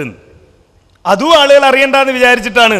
അത്രയും ശുദ്ധമനസ്കരായ ആളുകൾ വരെ ഉണ്ട്, ആ സർക്കുലർ വരെ ആളുകൾ കാണണ്ട എന്ന് പറയുന്നു. ജമിയത്തുൽ ഉലമ ഇത് വിശദീകരിക്കാൻ തുടങ്ങി. ഞാൻ വിചാരിക്കുന്നു ഈ വിഷയത്തിൽ തെറ്റിദ്ധാരണയിൽ അകപ്പെട്ട കുറേ ആളുകൾക്കെങ്കിലും ഈ വിശദീകരണങ്ങളിലൂടെ തെറ്റിദ്ധാരണ മാറിയിട്ടുണ്ട്, ഇവിടെയും മാറിയിട്ടുണ്ടാവും. എൻ്റെ അനുഭവം ഞാൻ പറയട്ടെ. കേരള നദ്വത്തുൽ മുജാഹിദീൻ്റെയും ജമിയത്തുൽ ഉലമയുടെയും നേതാക്കന്മാരുടെ കൂടെ സൗദി അറേബ്യയിലും ഖത്തറിലും ഒരു യാത്ര നടത്താനുള്ള അവസരമുണ്ടായി, സമ്മേളനത്തിൻ്റെ പ്രഖ്യാപനവുമായി. ആ കൂട്ടത്തിൽ പലയിടങ്ങളിലും ഈ വിഷയം ചർച്ച ചെയ്യപ്പെട്ടു, ഇതുമായി ബന്ധപ്പെട്ട വിശദീകരണങ്ങൾ നടന്നു. ആ വിശദീകരണങ്ങൾ നടന്നതിന് ശേഷം ഈ പണ്ഡിതന്മാർ താമസിക്കുന്ന റൂമിൽ വന്ന് നമ്മുടെ നേതാക്കന്മാരെയും പണ്ഡിതന്മാരെയും കെട്ടിപ്പിടിച്ച് കരഞ്ഞ ആളുകളുണ്ട്. ഇതൊന്നും ഞങ്ങൾ കേട്ടിട്ടില്ല, ഇങ്ങനെ ഞങ്ങൾ ഈ വിഷയം മനസ്സിലാക്കിയിട്ടില്ല, ഇത് മനസ്സിലാക്കാതെ നിങ്ങളെപ്പറ്റി നുണകൾ പറഞ്ഞു പോയിട്ടുണ്ട്, നിങ്ങളെപ്പറ്റി നുണകൾ പ്രചരിപ്പിച്ചു പോയിട്ടുണ്ട്. ഖത്തറിൽ നടന്ന പരിപാടി കഴിഞ്ഞിട്ട് ഒരാൾ ഞങ്ങൾ താമസിക്കുന്ന റൂമിൽ വന്ന് നമ്മുടെ ഒരു പണ്ഡിതനെ കെട്ടിപ്പിടിച്ച് കരയുക. എന്നിട്ട് പറഞ്ഞെന്താണെന്നറിയോ? എന്നോട്, അതായത് രാത്രി 9:30 മണി മുതൽ സുബഹി നമസ്കാരത്തിന് ബാങ്ക് കൊടുക്കുന്ന 3:15 വരെ വിശദീകരണമാണ്. ആളുകൾക്ക് ചോദിക്കാനുള്ളതൊക്കെ ചോദിക്കാൻ, പറയാനുള്ളതൊക്കെ പറയാനുള്ള അവസരം കൊടുത്തു. പലരും പലതരത്തിലും ചോദിച്ചു. ഈ ചോദ്യം കൊണ്ടുണ്ടായ ഒരു ഉപകാരം എന്താണെന്ന് വെച്ചാൽ, ആളുകൾ പലപ്പോഴും ചോദിക്കും, അങ്ങനെ ജിന്നിനോട് സഹായം തരുന്നത് ശിർക്കല്ല എന്ന് പറയുന്നവർ നമ്മളെ കൂട്ടത്തിലുണ്ടോ? അങ്ങനെ ആർക്കെങ്കിലും വാദമുണ്ടോ? അത് അനുവദനീയാന്നുള്ള തെളിവാരെങ്കിലും പറയുന്നുണ്ടോ? അങ്ങനെയൊന്നും ആരുമില്ലല്ലോ, ഇതൊക്കെ നമ്മൾ ഉണ്ടാക്കണല്ലേ. ഇവരിങ്ങനെ ചോദിക്കാൻ തുടങ്ങിയപ്പോൾ ആളുകൾക്ക് മനസ്സിലായത് സംഗതി അങ്ങനെയല്ല, ഈ വിശ്വാസമുള്ള കുറേ ആളുകളുണ്ട്. ഈ അദ്ദേഹം പറയുകയാണ് പിറ്റേന്ന് രാവിലെ വന്നിട്ട്, എന്നോട് ഈ യോഗത്തിന് ക്ഷണിക്കുമ്പോൾ ചിലർ പറഞ്ഞത് ഈ യോഗത്തിൽ ചോദ്യോത്തരം നടത്തും, അതിന് മറുപടി പറയാം അബ്ദുറഹ്മാൻ സലഫിയാവും, അയാൾ മറുപടി പറയില്ല, ഇരിക്കവിടെ, ചോദിക്കരുത് എന്നൊക്കെ പറഞ്ഞ് ചീത്ത പറയും, അപ്പം നമുക്ക് പ്രശ്നം ഉണ്ടാക്കണം എന്ന് പറഞ്ഞിട്ടാണ് എന്നെ ആ യോഗത്തിന് വിളിച്ചത്. പക്ഷെ ഞാൻ വന്നിരുന്നപ്പോൾ നിങ്ങൾ എല്ലാ ചോദ്യത്തിനും മറുപടിയും പറയാ, ഇനിയും ചോദിക്കാണ്ട് ചോദിച്ചോ എന്ന് പറയാ, ചോദിച്ച ആളോട് തന്നെ വീണ്ടും ചോദിക്കാൻ പറയാ. എനിക്കപ്പം തന്നെ മനസ്സിലായി ഇങ്ങനെ ആളുകളെ തെറ്റിദ്ധരിപ്പിച്ചു. പലരും ഇതറിയില്ല വിഷയം, പലരും ഇത് മനസ്സിലാക്കിയിട്ടില്ല വിഷയം. ഇങ്ങനെയാണ് ഈ ആളുകളുടെ വീക്ഷണം. അഥവാ ജിന്നിനോട് സഹായം തേടുന്നത് ശിർക്കല്ല എന്ന് പറയുന്ന ആളുകളുണ്ട്. അതിന് പറയുന്ന ന്യായങ്ങൾ രണ്ടാണ്. ഒന്ന്, സഹായം ജിന്നിനോട് സഹായം തേടുന്നത് ജിന്ന് ഹയ്യാണ്, ഹാളിറാണ്, ഖാദിറാണ്, തേടുന്നതുകൊണ്ട് കുഴപ്പമില്ല എന്ന് പറയുന്ന ഒരു വിഭാഗം ആളുകൾ. മറ്റൊന്ന് ഹദീസിൻ്റെ അടിസ്ഥാനത്തിലാണ് എന്ന് പറയുന്ന ആളുകൾ. രണ്ടായാലും ദുർബലമാണ്, പ്രമാണങ്ങളുടെ അടിസ്ഥാനത്തിലല്ല. അപ്പോൾ ചോദ്യം എന്താ? ഈ സിയാനത്തിൽ ഇൻസാനിലൊക്കെ പറഞ്ഞില്ലേ, ഓരേക്കാൾ വലിയ പണ്ഡിതന്മാരാണോ നമ്മൾ? അതല്ലെങ്കിൽ ആ ഒരേക്കാൾ വിവരമുള്ള ആളുകളാണോ? അവർക്ക് അബദ്ധം പറ്റിയെന്നാണോ? അങ്ങനെയാണെങ്കിൽ അത് തുറന്ന് പറഞ്ഞുകൂടെ? അത് തുറന്ന് പറഞ്ഞതാണല്ലോ നമ്മുടെ സർക്കുലർ. പിന്നെ ഇതിൻ്റെ അടിയിൽ ഓരോ സിയാനത്തുൽ ഇൻസാനിൽ പറഞ്ഞത് തെറ്റ്, അതല്ലെങ്കിൽ ഇന്ന ശൈഖ് പറഞ്ഞത് തെറ്റ്, ഇന്ന് ഇമാമ് പറഞ്ഞത് തെറ്റ് എന്ന് എഴുതേണ്ട ആവശ്യമില്ല ഓരോരുത്തരുടെ പേരും. ഇത് നമ്മൾ ഇന്നും ഇന്നലെയും പറയാൻ തുടങ്ങിയതല്ല. എന്തുകൊണ്ടാണ് തറാവീഹ് 23 റക്അത്ത് മുജാഹിദുകൾ നിസ്കരിക്കാത്തത്? ലോകത്തൊരു ഇമാമും പണ്ഡിത് പറയാത്തതുകൊണ്ടാ ആണോ? അല്ല, പറഞ്ഞിട്ടുണ്ട്. പക്ഷേ അതെന്തല്ല, പ്രമാണങ്ങളുടെ അടിസ്ഥാനത്തിലല്ല. അതുകൊണ്ട് ഓലൊക്കെ മോശക്കാരാണെന്നാണോ? അല്ല. അവരൊക്കെ മോശക്കാരാണെന്നാണോ? അല്ല. അത് ഇമാമുകളും പണ്ഡിതന്മാരും സ്വീകരിച്ച ഒരു രീതി തന്നെയാണ്, കാലാകാലങ്ങളായി സ്വീകരിച്ചു വരുന്ന രീതിയാണ്. ഞാനതാ ആദ്യം പറഞ്ഞത്. ശൈഖുൽ ഇസ്ലാം ഇബ്നു തീമിയയുടെ എല്ലാ അഭിപ്രായങ്ങളോടും സലഫികൾ 100% യോജിക്കുമോ? ഇല്ല. അദ്ദേഹം മനുഷ്യനാണ്, തെറ്റുപറ്റാം, അബദ്ധങ്ങൾ വരാം. അതുകൊണ്ടല്ലേ ഇമാമുകൾ നമ്മളോട് ആ കാര്യം പറഞ്ഞത്. സിയാനത്തുൽ ഇൻസാനിൽ എന്താ പറഞ്ഞത്? ഈ പറഞ്ഞ ന്യായമനുസരിച്ചാണ് സിയാനത്തുൽ ഇൻസാന് നമ്മൾ സ്വീകരിക്കണ്ടേ, മൂപ്പര് പറഞ്ഞത് തെറ്റാന്ന് നമുക്ക് പറയാൻ പറ്റുമോ എന്നാണ് വാദമെങ്കിൽ ആ വാദം ഉന്നയിക്കുന്നവർ എന്ത് പറയണം? അനുവദനീയമാണെന്ന് പറയണം. അത് പറയോ? ഇല്ല. അപ്പൊ പിന്നെ രണ്ടുകൂട്ടരും പറയണം ഹറാമാണ് എന്ന് പറയാ, ശിർക്കാണെന്നും പറയാം. നമ്മളത് ശിർക്കാണെന്ന് പറയുന്നു, വേറൊരു കൂട്ടരെ ഹറാമാണെന്ന് പറയുന്നു. എന്നിട്ട് ശിർക്കാന്ന് പറയുന്നവരോട് ചോദ്യം, നിങ്ങൾ എങ്ങനെയാ ശിർക്കാന്ന് പറയാ? അനുവദനീയാണ് എന്ന് സിയാനത്തുൽ ഇൻസാന് പറഞ്ഞിട്ടില്ലേ? അല്ലെങ്കിൽ ഷൗക്കാനി പറഞ്ഞിട്ടില്ലേ? അപ്പോൾ ഹറാമാണെന്ന് എങ്ങനെയാ പറഞ്ഞത്? ഷൗക്കാനി അനുവദനീയമാണ്, സിയാനത്തുൽ ഇൻസാൻ അനുവദനീയമാണ് എന്ന് പറഞ്ഞത് ഹറാമാണെന്ന് എങ്ങനെയാ പറഞ്ഞത്?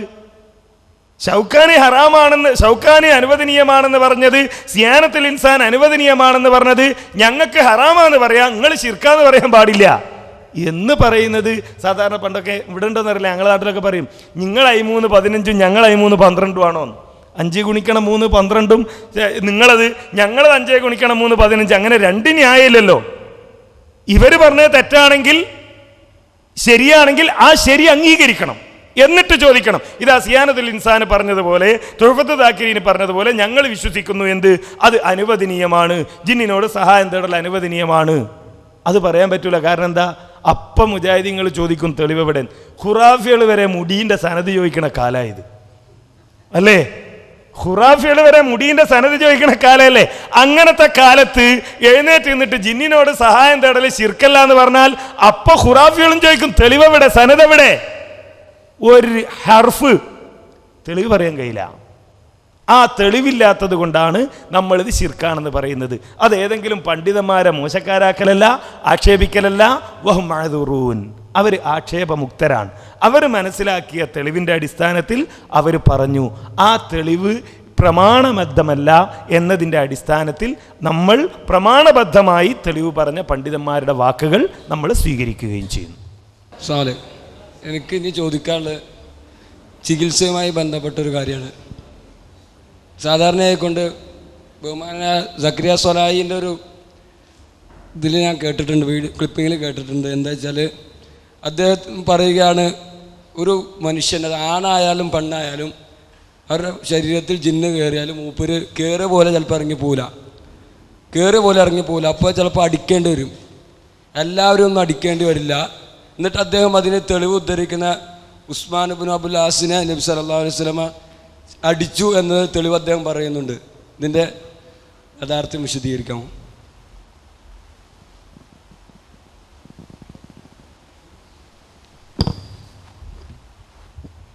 അസ്സലാമു അലൈക്കും. നിങ്ങൾ പറഞ്ഞ പ്രസംഗം ഞാൻ കേട്ടിട്ടില്ല. പക്ഷേ സക്കരിയ സലാഹി അടക്കമുള്ള ആളുകൾ എഴുതി ഒപ്പിട്ടതാണ് ഞാൻ നേരത്തെ നിങ്ങളോട് പറഞ്ഞ പി.എൻ. അബ്ദുൽ ലത്തീഫ് മദനിയും അതേപോലെ കുഞ്ഞു മുഹമ്മദ് മദനി പറപ്പൂരും കൂടിയിരുന്ന യോഗത്തിലെടുത്ത തീരുമാനങ്ങൾ. ഒരുപക്ഷേ നിങ്ങൾ പറഞ്ഞ ഈ സംസാരം അതിനു മുമ്പുള്ളതായിരിക്കാം എന്ന് ഞാൻ വിചാരിക്കുകയാണ്.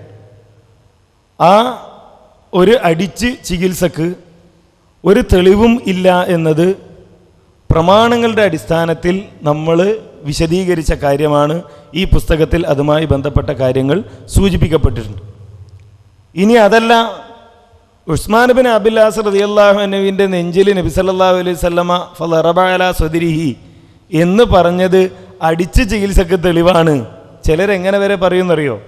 അത് അടിക്കരുത് എന്ന് പറയണത് എന്താണെന്ന് വെച്ചാൽ ജിന്ന് എവിടെയാണുള്ളതെന്ന് അറിയാത്ത കൊണ്ടാണെന്ന്. നബി സല്ലല്ലാഹു അലൈഹി വസല്ലമ അടിച്ചതോ ജിന്ന് നെഞ്ചിലാണ് ഉള്ളത് എന്ന് അറിഞ്ഞത് കൊണ്ട് അടിച്ചതാണ്.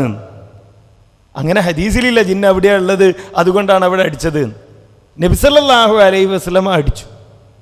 ഇത് അടിച്ച് ചികിത്സിക്കാനുള്ള തെളിവാണോ എന്ന് ലോകത്ത് സലഫി പണ്ഡിതന്മാരാരും പറഞ്ഞിട്ടില്ല. ഈ ഹദീസിൻ്റെ അടിസ്ഥാനത്തിൽ അടിച്ച് ചികിത്സിക്കാം എന്ന് ആരും പറഞ്ഞിട്ടില്ല. സക്കരിയ സലാഹി പോലും അദ്ദേഹത്തിൻ്റെ ഒരു പ്രസംഗത്തിൽ പറഞ്ഞു പോകുന്നത് ഞാൻ കേട്ടിട്ടുണ്ട്. അദ്ദേഹം ഇങ്ങനെ വിശദീകരിച്ച് വരുന്നിടത്ത് അദ്ദേഹം പറയുന്നുണ്ട്, അത് ഉസ്മാൻ ബിൻ അബിൽ ആസിൻ്റെ സംഭവം നബി സല്ലല്ലാഹു അലൈഹി വസല്ലമക്ക് മാത്രമാണ്, അതിൻ്റെ അടിസ്ഥാനത്തിൽ സ്വഹാബികൾ ചെയ്തിട്ടില്ല. അപ്പോൾ അത് നബി സല്ലല്ലാഹു അലൈഹി വസല്ലമയുടെ പ്രത്യേകതയാണ് എന്ത്, ആ അടി എന്ന് പറയുന്നത്. അത് ജിന്നുള്ളത് കൊണ്ട് അടിച്ചതുമല്ല. നമ്മളെ ആ നാട്ടിലുള്ള ആളുകൾ കെട്ടൊക്കെ ഇട്ട് വെടിയൊക്കെ എടുത്ത് അടിക്കണ മാതിരിയുള്ള അടിയല്ല ആ അടിച്ചിരിക്കുന്നത്. ജിന്ന് മനുഷ്യ ശരീരത്തിൽ ബാധിക്കും എന്നത് വിശുദ്ധ ഖുർആനിൻ്റെ വ്യാഖ്യാനത്തിലും അതേപോലെ ഹദീസുകളുടെ അടിസ്ഥാനത്തിലും പണ്ഡിതന്മാർ പറഞ്ഞതാണ്. അതിന് നബി സല്ലല്ലാഹു അലൈഹി വസല്ലമ പഠിപ്പിച്ചു തന്ന രീതികളുണ്ട്. ആ അപകടത്തിൽ നിന്ന് രക്ഷപ്പെടാൻ, ഈ ബാധയിൽ നിന്ന് രക്ഷപ്പെടാൻ ഒന്നാമതായി പ്രതിരോധം തന്നെയാണ് ഏറ്റവും പ്രധാനപ്പെട്ട ആയുധം. അതെന്താണ്? അല്ലാഹു സുബ്ഹാനഹു വ തആല പഠിപ്പിച്ചു തന്ന ദിക്റുകൾ, അള്ളാഹുവിൻ്റെ റസൂല് വിശദീകരിച്ചു തന്ന പ്രാർത്ഥനകൾ, അത് നമ്മുടെ ജീവിതത്തിൻ്റെ ഭാഗമാക്കുക എന്നതാണ് ഇതിലൊന്നാമത്തെ കാര്യം. ഈ പുസ്തകത്തിൽ വളരെ കൃത്യമായി പിശാചിൽ നിന്ന് രക്ഷപ്പെടാനുള്ള അത്തരം പ്രാർത്ഥനകൾ വളരെ കൃത്യമായി വിശദീകരിക്കുകയും പഠിപ്പിക്കുകയും ചെയ്യുന്നത് നമുക്ക് കാണാൻ കഴിയും.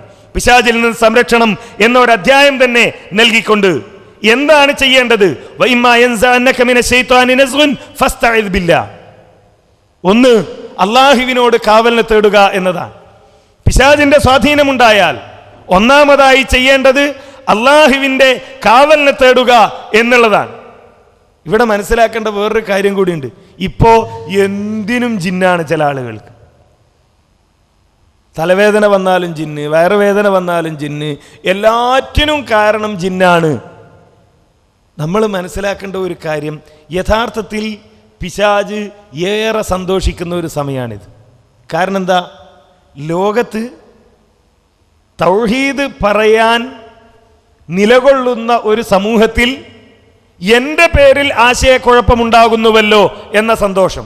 ഇതിവിടെ മാത്രമല്ല, ഇതൊരു കേരളത്തിൽ മാത്രമുള്ള വിഷയമല്ല. ലജ്നത്ത് ദായിമയുടെ ഫത്വയായാലും ഷെയ്ഖ് ഇബ്നു ബാസിന്റെ ഫത്വയായാലും ഒക്കെ ഈ കാര്യങ്ങൾ നമുക്ക് കാണാൻ കഴിയും. ഷെയ്ഖ് ഇബ്നു ബാസ് ഇത്തരത്തിലുള്ള ഒരു ഫത്വയുടെ അവസാനമായി അദ്ദേഹം പറയുന്ന ഒരു കാര്യമുണ്ട്, തംബീഹുൻ ഹാം, പ്രത്യേകമായി ശ്രദ്ധിക്കേണ്ട കാര്യം എന്ന് പറഞ്ഞിട്ട് അദ്ദേഹം പറയാണ്, ലൈസമിൻ ഇബാദത്ത് ഗൈരില്ലാഹി തആവുനു ബൈനൽ ഇബാദിൽ അഹ്യാഇൽ ഖാദിരീന ബിമുഖ്തദൽ അസ്ബാബിൽ ഹിസ്സിയ കത്വലബിൽ ഇൻസാനി മിനൽ ഇൻസാനിൽ ഹയ്യിൽ ഖാദിരിൽ ഹാദിരി അവിൽ ഗായിബി ബിൽ മുകാതബതി വനഹ്വിഹാ അൻ യുഈനഹു അലാ തഅമീരി ബൈതിഹി ഔ ഇസ്ലാഹി സയ്യാറതിഹി ഔ അൻ യഖ്രിദഹു ശൈഅൻ മിനൽ മാലി ഔ യുസായിദഹു ഫിൽ ജിഹാദി ഔ അലാ തഹറുസി മിനൽ ലുസൂസി ഔ ഖിതാഇ തുർക്കി ഔ നഹ്വ ദാലിക്. ജീവിച്ചിരിക്കുന്ന കഴിവുള്ള ഒരു മനുഷ്യൻ തന്നെ പോലെയുള്ള ഒരു മനുഷ്യനോട് കാര്യകാരണ ബന്ധങ്ങളുടെ വിധേയമായി സഹായം തേടുന്നത് കൊണ്ട് കുഴപ്പമില്ല, നേരത്തെ പറഞ്ഞ പോലെ.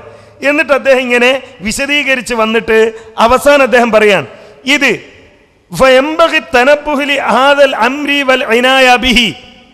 ഇത് നമ്മൾ കൃത്യമായി പരിഗണിക്കേണ്ടതുണ്ട്. എന്താണ് ഈ കാര്യകാരണ ബന്ധം? ഇതൊക്കെ വിശദീകരിച്ചിട്ട് അദ്ദേഹം പറയാൻ, ഇത് നമ്മൾ പരിഗണിക്കണം. ലിയന്ന കസീറൻ മിനൽ ജുഹാലി വൽ മുശ്രിക്കീന യൽബിസൂന അലാ ബാലി ദുആത്തി തൗഹീദി ബിമിസ്ലി ഹാദിഹിൽ ഉമൂർ.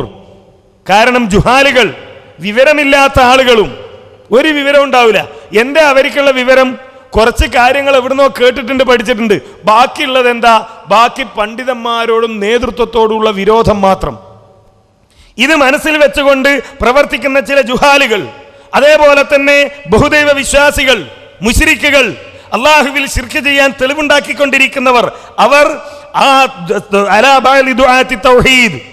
തൗഹീദി പ്രബോധകന്മാരുടെ ഇടയിൽ ആശയക്കുഴപ്പമുണ്ടാക്കിക്കൊണ്ടിരിക്കുന്ന ഒരു വിഷയമാണിത്. അതുകൊണ്ട് പ്രത്യേകം ശ്രദ്ധിക്കണം എന്ന് ഷെയ്ഖ് ഇബ്നു ബാസ് പറഞ്ഞ് നമുക്ക് കാണാൻ കഴിയും. അപ്പോ ഈ ആശയക്കുഴപ്പം ലോകത്ത് പല സ്ഥലങ്ങളിലും ഉണ്ടാക്കിക്കൊണ്ടിരിക്കുന്നു. അതിൻ്റെ ഭാഗമാണ് നമ്മുടെ നാട്ടിലുള്ളതും. അപ്പോ ഇങ്ങനെ ഒരു പിശാചിനെ വലുതാക്കുന്ന ഒരവസ്ഥ നബി സല്ലല്ലാഹു അലൈഹി വസല്ലമ പറഞ്ഞ നമ്മുടെ ഈ പുസ്തകത്തിന്റെ 1-ാമത്തെ പേജിൽ നമ്മൾ കൊടുത്ത ഒരു ഹദീസ് ഉണ്ട്. എന്താണ്? നബി സല്ലല്ലാഹു അലൈഹി വസല്ലമ ഒരു സഹാബിയും പോവാൻ. അപ്പോ ഈ വാഹനത്തിന്റെ കാലൊന്ന് ഇടറിപ്പോയി. അപ്പോ ഇയാൾ പറഞ്ഞു, തൈസ ശൈത്വാൻ, പിശാചിന് നാശം എന്ന് പറഞ്ഞു. നബി സല്ലല്ലാഹു അലൈഹി വസല്ലമ പറഞ്ഞു, ലാ തഖുൽ തൈസ ശൈത്വാൻ, പിശാചിന് നാശം എന്ന് നീ പറയരുത്. ഫഇന്നക ഇദാ ഖുൽത ദാലിക തആലമ ഹത്താ യകൂന മിസ്ലൽ ബൈത്ത് വയഖൂലു ബിഖുവതി. നീ അങ്ങനെ പറഞ്ഞാൽ, പിശാചിന് നാശം എന്ന് പറഞ്ഞാൽ ഈ പിശാച് വലുതാകും. ഹത്താ യകൂന മിസ്ലൽ ബൈത്ത്, ഒരു വീട് പോലെ പിശാച് വലുതാകും. എന്നിട്ട് പറയും ബിഖുവതി, എന്റെ ശക്തി കൊണ്ട്. കണ്ടില്ലേ, ഞാൻ അവന്റെ ആ വാഹനത്തെ പിഴപ്പിച്ചില്ലേ, തെറ്റിച്ചില്ലേ, പതറിച്ചില്ലേ, ഇടർച്ചയുണ്ടായില്ലേ, എന്റെ ശക്തി എന്ന് പിശാച് പറയും. നേരെ മറിച്ച് നീ പറയേണ്ടത് എന്ത്? വലാകിൻ ഖുൽ ബിസ്മില്ലാ, നീ ബിസ്മില്ലാ എന്ന് പറയുക. അങ്ങനെ പറഞ്ഞാലോ, ഫഇന്നക ഇദാ ഖുൽത ദാലിക്, നീ അങ്ങനെ പറഞ്ഞാൽ തസാഗറ ഹത്താ യകൂന മിസ്ലൽ ദുബാബ്, ഒരു ഈച്ചയോളം പിശാച് നിന്ദ്യനായി തീരും. അപ്പൊ ആ പിശാചിനെ നിന്ദ്യനാക്കുക, പിശാചിനെ ചെറുതാക്കുക എന്ന പണിയാണ് നമ്മൾ ചെയ്യേണ്ടത്. അപ്പോൾ ഈ പിശാച് മനുഷ്യനെ ബാധിക്കും. അത് ചെയ്യുമ്പോൾ അതുണ്ടാകുമ്പോൾ പാലിക്കേണ്ട കാര്യങ്ങൾ എന്ത്, അത് വരാതിരിക്കാൻ ചെയ്യേണ്ട കാര്യങ്ങൾ എന്ത് നബി സല്ലല്ലാഹു അലൈഹി വസല്ലമ പഠിപ്പിച്ചിട്ടുണ്ട്. ആ ദിക്റുകളും പ്രാർത്ഥനകളും നമ്മുടെ ജീവിതത്തിൽ നമ്മൾ സ്വീകരിക്കുക. നബി സല്ലല്ലാഹു അലൈഹി വസല്ലമയിൽ നിന്ന് സ്ഥിരപ്പെട്ട കാര്യങ്ങൾ അതെന്താണോ നമുക്ക് സ്വീകരിക്കാം. അതുകൊണ്ടാണ് നമ്മൾ റുഖിയ ശറയ്യ എന്ന് പറഞ്ഞാൽ എന്താ പറഞ്ഞത്, ഖുർആൻ കൊണ്ടും അള്ളാഹുവിൻ്റെ നാമങ്ങൾ വിശേഷണങ്ങൾ എന്നിവ കൊണ്ടും ഖുർആനിലും സുന്നത്തിലും സ്വഹീഹായി വന്നിട്ടുള്ള ദിക്റുകൾ കൊണ്ടും രോഗശമനത്തിന് വേണ്ടി പ്രാർത്ഥിച്ചുകൊണ്ട് സുന്നത്തിൽ സ്ഥിരപ്പെട്ട രൂപത്തിൽ നിർവഹിക്കുന്നതാണ് റുഖിയ ശറയ്യ. സുന്നത്തിൽ സ്ഥിരപ്പെട്ടതാകണം. അതിനപ്പുറത്ത് പോയാലോ അടിയും ഇടിയും കെട്ടും തുപ്പും ഇതൊക്കെ നമ്മുടെ വകയിൽ നമ്മൾ തുടങ്ങിയാലോ ഉണ്ടാകുന്ന ഒരു വിഷയം ആരെന്ത് ചെയ്താലും നമുക്ക് എതിർക്കാൻ കഴിയില്ല. ഇപ്പോൾ ഈ ഗഫാർ മൗലവി, അബ്ദുൽ ഗഫാർ മൗലവിയുടെ ആത്മീയ ചികിത്സകളൊക്കെ കാണുന്നതാണല്ലോ. ഒരു ഭാഗത്ത് ആറ്റുകാൽ രാധാകൃഷ്ണൻ ഉണ്ടാവും, മറുഭാഗത്ത് ഗഫാർ മൗലവി ഉണ്ടാവും. രണ്ടാളും അവരവരുടെ സമുദായങ്ങളെ എല്ലാ പ്രശ്നങ്ങളിൽ നിന്നും രക്ഷിക്കാൻ വേണ്ടി ഇങ്ങനെ അത്യധ്വാനം ചെയ്തുകൊണ്ടിരിക്കുന്ന മഹാന്മാരാണ്. മൂപ്പരോടൊരു ചോദ്യമുണ്ട്. എന്താണ് ഈ പുസ്തകത്തിൽ നമ്മൾ ഉദ്ധരിച്ചിട്ടുണ്ടത്? തൊണ്ടയിൽ മുള്ളു കുടുങ്ങിയാൽ പോകാൻ വല്ല ദിക്റും ഉണ്ടോന്ന്. മൂപ്പര മറുപടി എന്താ? ഉണ്ട്. ഫലൗലാ ഇദാ ബലഗത്തിൽ ഹുൽഖൂം വ അൻതും ഹീനഇദിൻ തൻളുറൂൻ എന്ന ആയത്ത് ഓതി ചോറിലോ പഴത്തിലോ ഊതി 7 പ്രാവശ്യം വിഴുങ്ങുക എന്നാണ്. നിങ്ങളൊക്കെ ചോറ് തിന്നുമ്പോൾ തൊണ്ടയിൽ മുള്ളു കുടുങ്ങിയിട്ടുണ്ടാവും ചെറുപ്പത്തിൽ.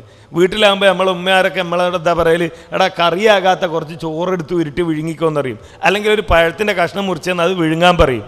അങ്ങനെയാണ് സാധാരണ ചെയ്യൽ. ഇത് ചെയ്യാനാ ഗഫാർ മൗലവി പറയണത്. പക്ഷെ അത് ചെയ്യാൻ ഗഫാർ മൗലവി അങ്ങനെ ചെയ്താൽ മതി എന്ന് പറഞ്ഞാൽ നമ്മൾ ഉമ്മാമ്മമാരുടെ നിലവാരത്തിലേ ഉള്ളൂ. മൂപ്പരൊരു മൗലവിയൊക്കെ ആകണമെങ്കിൽ എന്ത് വേണം? ഒരായത്തിൻ്റെ പരിവേഷം വേണം. ഇത് ഇന്നുണ്ടായതല്ല, പണ്ടും അങ്ങനെയാണ്. സാധാരണ മൊയ്ലിയന്മാർ പറയുന്ന ഒരു സംഭവമുണ്ട്. ഒരാൾക്ക് വയറിന് ഭയങ്കര അസ്വസ്ഥത. മൊയ്ലിയാരുടെ അടുത്ത് ചെന്നു. മൊയ്ലിയാർ പിഞ്ഞാണ് എഴുതി കൊടുത്തു, ഇദാ സുൽസിലത്തിൽ അർളു സിൽസാലഹ വ അഖ്റജത്തിൽ അർളു അസ്കാലഹ വ ഖാലൽ ഇൻസാനു മാലഹ എന്ന ആയത്ത് എഴുതി കൊടുത്തു. ഇയാളിത് കൊണ്ടുപോയി കുടിച്ചു. 2 ദിവസം പള്ളിയിൽ കാണാനില്ല. 3-ാമത്തെ ദിവസം ചോദിച്ചു എങ്ങനെയുണ്ട്. ഇയാൾ പറഞ്ഞു, ഉസ്താദെ വല്ലാത്തൊരായത്ത് തന്നെയാണ്. 2 ദിവസം ടോയ്ലറ്റ് നിന്ന് എണീക്കാൻ നേരം കിട്ടിയിട്ടില്ല. അപ്പോൾ ഉസ്താദൻ പറയും, ഏതാ ഇദാ സുൽസിലത്തിൽ അർളു സിൽസാലഹ വ അഖ്റജത്തിൽ അർളു അസ്കാലഹ. ആ ആയത്തിൻ്റെ അർത്ഥം അറിയോ? ആ ആയത്തിൻ്റെ സന്ദർഭം അറിയോ? അതൊക്കെ ഏതാ ആയത്ത്? സംഭവം എന്താ? ഈ ആയത്ത് എഴുതുമ്പോൾ അതിൽ ആവണക്കെണ്ണ എന്ന് പറയുന്ന ഒരു മരുന്നുണ്ട്. ആയുർവേദ മെഡിക്കൽ ഷോപ്പിലും വൈദ്യന്മാരുടെ വീട്ടിലൊക്കെ കിട്ടും. വയറിളക്കാൻ വേണ്ടി ഉപയോഗിക്കുന്ന മരുന്നാണ്. ഇത് എഴുതുന്ന മഷിയിൽ ഈ ആവണക്കെണ്ണ കൂടി കൂട്ടിക്കലർത്തിയിട്ടാണ് വയറിളക്കത്തിനുള്ള ആയത്ത് എഴുതുക. കുടിക്കണ സാധു വിചാരിക്കണതോ ഇത് ഈ ആയത്തിൻ്റെ പവറാണ് എന്നാണ്. ഇതേപോലെയാണ് ഈ ചോറ് വിഴുങ്ങാൻ പറഞ്ഞാൽ മതി, പഴം വിഴുങ്ങാൻ പറഞ്ഞാൽ മതി, അതിന് ഈ ആയത്തിൻ്റെ പരിവേഷം. എങ്ങനെയാണ് നമ്മൾ എതിർക്കുക? ഖുർആനിലെ ആയത്തല്ലേ, ഖുർആനിലെ ആയത്തല്ലേ. എന്തിനും ആയത്ത്. നിങ്ങളുടെ സഹോദരിയുടെ വിവാഹം നടക്കണോ? സൂറത്ത് ത്വാഹ പച്ച പട്ടിൽ എഴുതിയിട്ട് അത് ഈ പെണ്ണിൻ്റെ അരയിൽ കെട്ടിവെച്ചാൽ മതി എന്നാ. പറ്റൂല എന്ന് നമ്മളെങ്ങനെ പറയല്? നമ്മൾ പറയാ പ്രമാണില്ല എന്നാണ്. അതാണ് മുജാഹിദ് പ്രസ്ഥാനത്തിൻ്റെ പ്രത്യേകത. കൊടുവള്ളിയിലൊരു ത്വരീഖത്തിൻ്റെ ഷെയ്ഖ് വന്നു. ത്വരീഖത്തിൻ്റെ ഷെയ്ഖ് വന്നപ്പോൾ കുറേ ദിക്റും സലാത്തൊക്കെ ഉണ്ടാക്കി. പേരോട് അവിടെ ചെന്ന് മറുപടി പറഞ്ഞു, ഈ സലാത്ത് പറ്റൂല, ഈ ദിക്ർ പറ്റൂല, അത് സഹിയായ ഹദീസിലില്ല. നിങ്ങളെ ബുഖാരിയിലുണ്ടോ, മുസ്ലിമുണ്ടോ, നസായി ഉണ്ടോ, തിർമീദി ഉണ്ടോ എന്നൊക്കെ ചോദിച്ച് മൂപ്പരെ പ്രസംഗം നടത്തി. പിറ്റേന്ന് ത്വരീഖത്തുകാരൻ്റെ മറുപടി, ഈ ചോദ്യം നിങ്ങൾക്ക് എവിടെ നിന്ന് കിട്ടി? ഇത് വഹാബിൻ്റെ ചോദ്യമല്ലേ? നമ്മൾ നാരിയ സലാത്ത് ചൊല്ലിയപ്പോൾ വഹാബി ചോദിച്ചു, ഇത് ബുഖാരിയിലുണ്ടോ മുസ്ലിമിലുണ്ടോ? നമ്മളെന്താ മറുപടി പറഞ്ഞത്? ബുഖാരിയിലും മുസ്ലിമിലൊന്നും വേണ്ട, നമുക്ക് ചെല്ലാന്നാ. അവൻ നാരിയ സലാത്ത് ബുഖാരിയിലില്ല മുസ്ലിമിലില്ല ചെല്ലാമെങ്കിൽ ഞങ്ങളെ ദിക്റും ബുഖാരിയിലും മുസ്ലിമിലും വേണ്ട. എന്തുകൊണ്ടാണ് പേരോടിന് അവിടെ മറുപടി പറയാൻ കഴിയാതെ വരുന്നത്? മാനദണ്ഡം സ്വീകരിക്കാത്തത് കൊണ്ടാണ്. നേരെ മറിച്ച് ഒരുത്തൻ ഖുർആനോദി അടി, ഖുർആനോദി ഇടി, ഖുർആനോദി തുപ്പ്, ഇത് തുടങ്ങുമ്പോൾ അത് പറ്റില്ല, അത് പ്രമാണത്തിൽ ഇല്ലാത്തതാണെങ്കിൽ പറ്റില്ല എന്ന് നമ്മൾ പറഞ്ഞാൽ നമുക്ക് ആരെങ്ങനെ ചെയ്താലും എതിർക്കാൻ കഴിയും.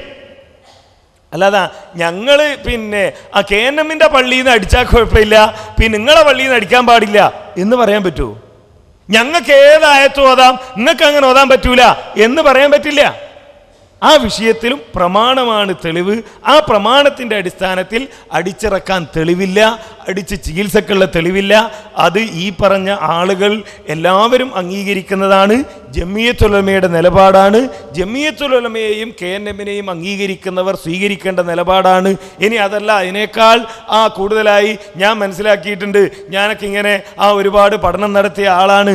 ഞാൻ ഇൻ്റർനെറ്റിലൂടെ ഒരുപാട് ഇംഗ്ലീഷ് പുസ്തകങ്ങളൊക്കെ വായിച്ചിട്ടുണ്ട്.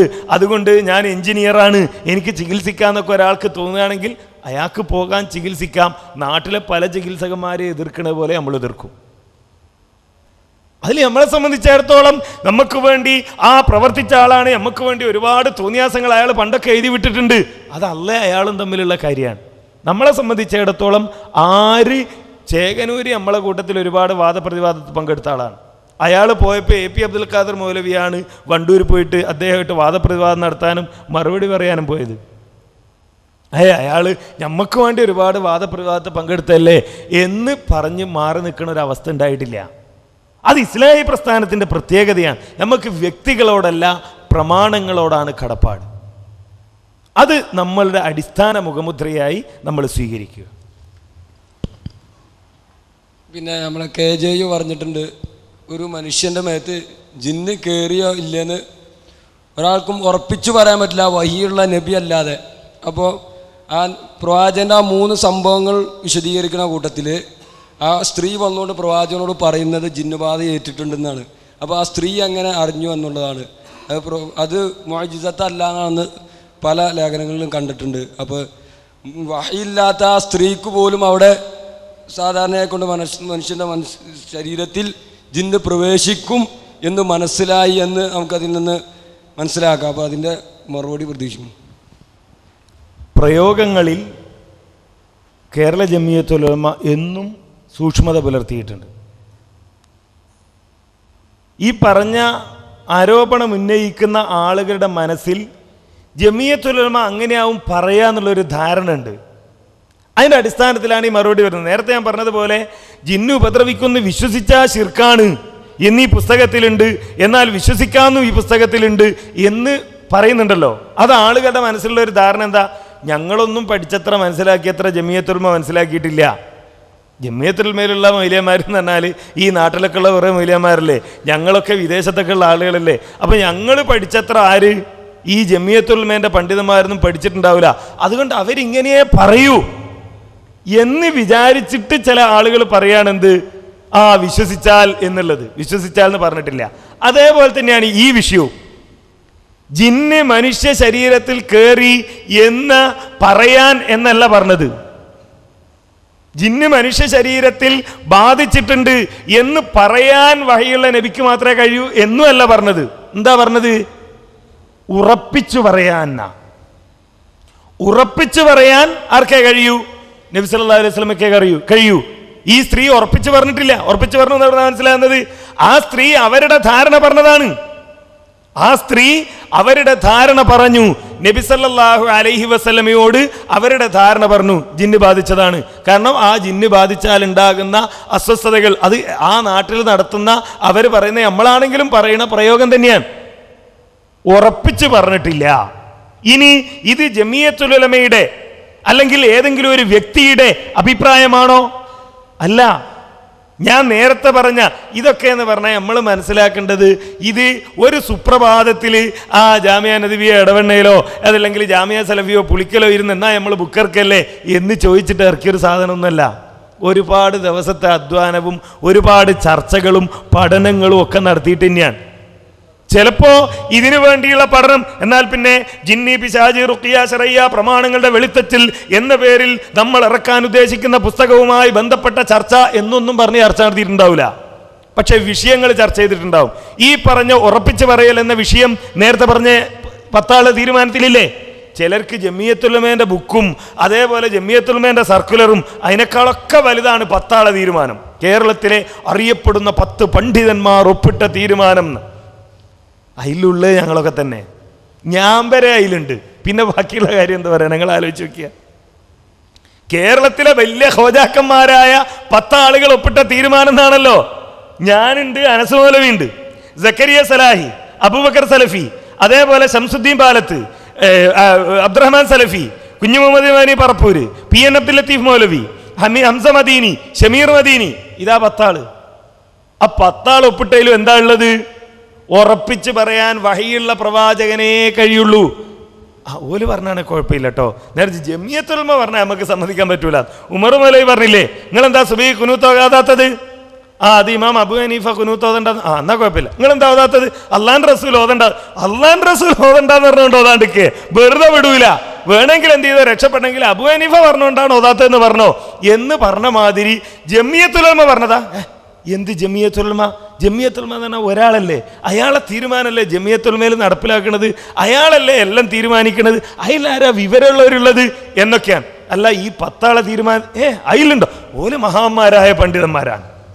ഈ 10 ആള് മഹാന്മാരായ പണ്ഡിതന്മാരാണ്. ജമിയത്തുൽ ഉലമ ലൈസു ബിശൈ, ഓലിക്കൊന്നും ഒരു വിവരമില്ല എന്ന് പറയുന്ന ഒരു അവസ്ഥയുണ്ടല്ലോ, അതാണ് ഇപ്പം നടക്കുന്നത്. ഇതിൽ എന്ത് പറഞ്ഞിട്ടില്ല? ഉറപ്പിച്ച് പറയാ എന്നാണ് ഇതിൽ പറഞ്ഞത്. പറയാന്നല്ല, അത് എല്ലാവരും അംഗീകരിച്ചതാണ്. എന്തുകൊണ്ട്? അത് വെറുതെ പറഞ്ഞതല്ല, അതിന്റെ തെളിവും ഇതിൽ പറഞ്ഞിട്ടുണ്ട്. ഈ പുസ്തകത്തിന്റെ 51-ാമത്തെ പേജിൽ ബാബു ദിക്രിൽ മുഅ്ജിസാത്തി സലാസ് അല്ലത്തി ഷഹിദഹുന്ന ജാബിർ ബിൻ അബ്ദുല്ലാഹിൽ അൻസാരി വഗൈറുഹു ഫി ശജറതൈനി വസ്സബിയ്യി വൽ ജമലി. 3 മുഅ്ജിസത്തുകളെ കുറിച്ച് പറയുന്ന അധ്യായം.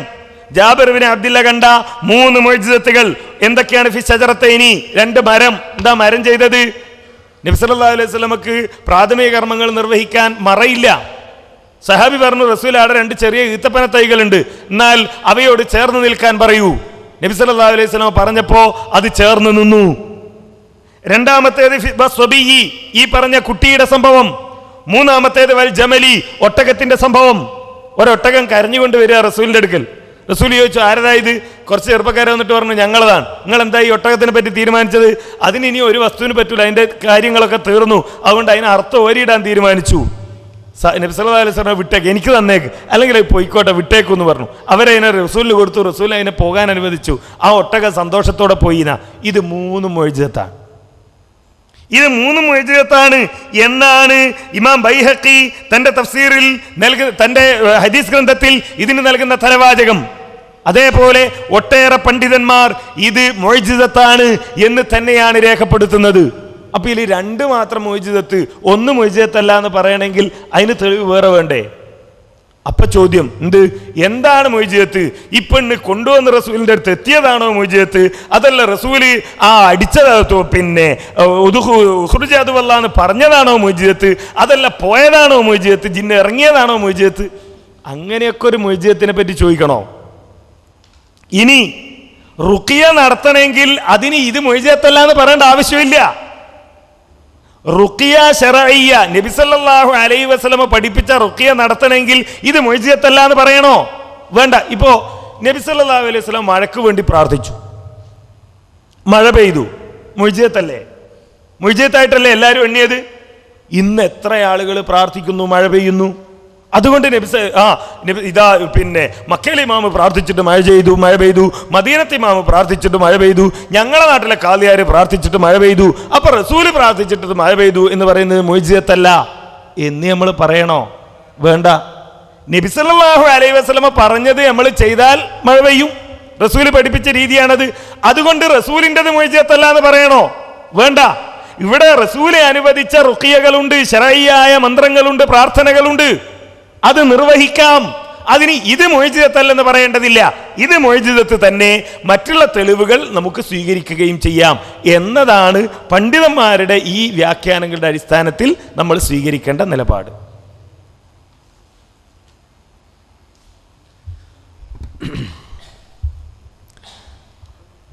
ഒരാൾക്ക് ജിന്നുബാധ ഉണ്ടോ എന്ന്, അല്ലെങ്കിൽ ഒരാൾക്ക് രോഗം ഉണ്ടായ ജിന്നുബാധ മൂലമാണോ എന്ന് ഉറപ്പിച്ച് പറയാൻ കഴിയില്ല. അത് ചില ആളുകൾ വിമർശിക്കും, അത് ഉറപ്പിച്ച് പറയാൻ പാടില്ല എന്ന് പറഞ്ഞാൽ ശരിയല്ല, അങ്ങനെ ഹദീസില്ലേ ഇങ്ങനെ ഹദീസില്ലേ, അങ്ങനെ പല ഹദീസ് മുദ്രിക്കുന്നതിലാണ് ഇപ്പറഞ്ഞ ഹദീസ്.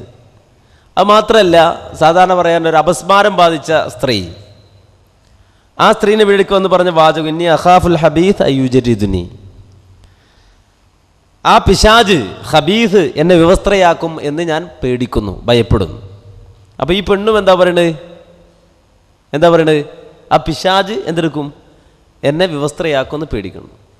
അപ്പോൾ അത് പിശാച് ബാധയാണ്, നീ പെണ്ണും മനസ്സിലാക്കിയില്ലെന്നാ. നേരത്തെ പറഞ്ഞതുപോലെ ഇത്തരം ഹദീസുകളെ, അല്ലെങ്കിൽ നേരത്തെ പറഞ്ഞ കുട്ടിയുടെ ഹദീസ്, ആ ഹദീസുകളെ കാണാതെയാണ് അല്ലെങ്കിൽ പഠിക്കാതെയാണ്, ചർച്ച ചെയ്യാതെയാണ് ഉറപ്പിച്ചു പറയാൻ പറ്റില്ല എന്ന തീരുമാനം എടുത്തത് എന്ന് ആരും മനസ്സിലാക്കണ്ട. നേരെമറിച്ച് ഈ ഹദീസിനെ വിശദീകരിക്കുമ്പോൾ തന്നെ പണ്ഡിതന്മാർ വിശദീകരിക്കുന്നത് കാണാം. അസ്സർഉ സർആൻ, സർഉ മിനൽ അർവാഹിൽ ഖബീസത്തിൽ അർളിയ വസർഉ മിനൽ അഖ്ലാത്തി രദിയ. ഒരു അപസ്മാരം അല്ലെങ്കിൽ ഇത്തരത്തിലുള്ള രോഗം രണ്ടു തരത്തിൽ ആളുകളെ ബാധിക്കാം.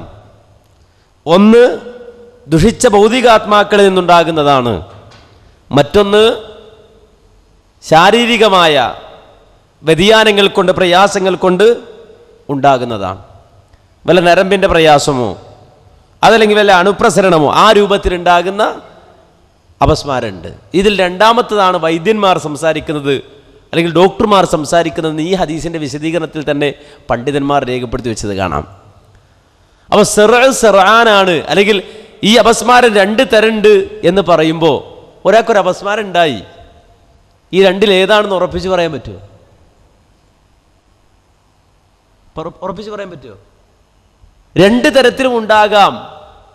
അപ്പോൾ ഒരാൾക്കൊരു അപസ്മാരം ഉണ്ടായി, ഇതെങ്ങനെ ഉണ്ടായി ഇതെന്ന് ഉറപ്പിച്ച് പറയാൻ പറ്റുമോ? ശാരീരിക പ്രയാസം മൂലമാണോ അതല്ല ഈ പറയുന്ന പൈശാചിക ബാധ മൂലമാണോ? ഉറപ്പിച്ച് പറയാൻ പറ്റുമോ? പറയാൻ പറ്റില്ല എന്ന് പറഞ്ഞത്, ഉറപ്പിച്ച് പറയാൻ പറ്റില്ല എന്ന് പറഞ്ഞത് ഈ ഹദീസിൻ്റെ വ്യാഖ്യാനത്തിൽ പണ്ഡിതന്മാർ എഴുതി വെച്ചത് വായിച്ചിട്ട് പഠിച്ചിട്ട് തന്നെയാണ്. എന്നാൽ വഹിയുള്ള പ്രവാചകൻ ഉറപ്പിച്ച് പറയാൻ കഴിയും. നബി സല്ലല്ലാഹു അലൈഹി വസല്ലം ഉറപ്പിച്ച് പറഞ്ഞതുണ്ട്, അതാണ് ആ കുട്ടിയുടെ സംഭവം.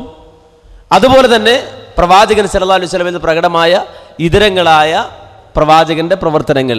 അപ്പോൾ വളരെ വ്യക്തമായി മനസ്സിലാക്കണം, ഈ ഹദീസിൻ്റെ വിശദീകരണങ്ങളിൽ തന്നെ ഒരു രോഗത്തെ സംബന്ധിച്ച് അല്ലെങ്കിൽ അപസ്മാരത്തെ സംബന്ധിച്ച് പറയുമ്പോൾ പൈശാചിക ബാധ ഏറ്റു എന്ന് വ്യക്തമായ ഹദീസിനെ വ്യാഖ്യാനിക്കുമ്പോൾ വരെ പണ്ഡിത ലോകം വളരെ വ്യക്തമായി രണ്ട് തരമുണ്ട് എന്ന് പറയുന്നത് കാണാം, പഠിപ്പിക്കുന്നത് കാണാം. ഇത് വേർതിരിച്ച് മനസ്സിലാക്കുക.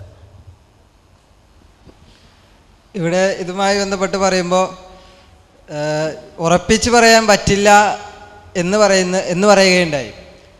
പക്ഷേ പലപ്പോഴും ഇപ്പോൾ നെറ്റുകളിലൊക്കെ സുലഭമായി കാണുന്നത് പോലെ ഒരു ചികിത്സിക്കുന്ന ആളുടെ അടുത്തേക്ക് ചെല്ലുന്ന പല ആളുകളും ഖുർആൻ്റെ ദിക്റോ അതല്ലെങ്കിൽ ആയത്തുകളോ ദിക്റുകളോ ഒക്കെ കേട്ടാൽ അടുത്തുള്ള വസ്തുക്കൾ വരെ എടുത്ത് വലിച്ചെറിയുമാറ് കോപാകുലരാവുകയും ദേഷ്യപ്പെടുകയും ചെയ്യുന്നൊക്കെ ഒരവസ്ഥ. ഇത് കണ്ടിട്ട് അയാൾക്ക് ജിന്ന് ബാധിച്ചതാണ് എന്ന് ഉറപ്പിച്ച് പറയാൻ ഇതൊക്കെ പോരെ തെളിവ് എന്ന് പറയുന്നവരുണ്ട്. അത് ശരിയാണോ?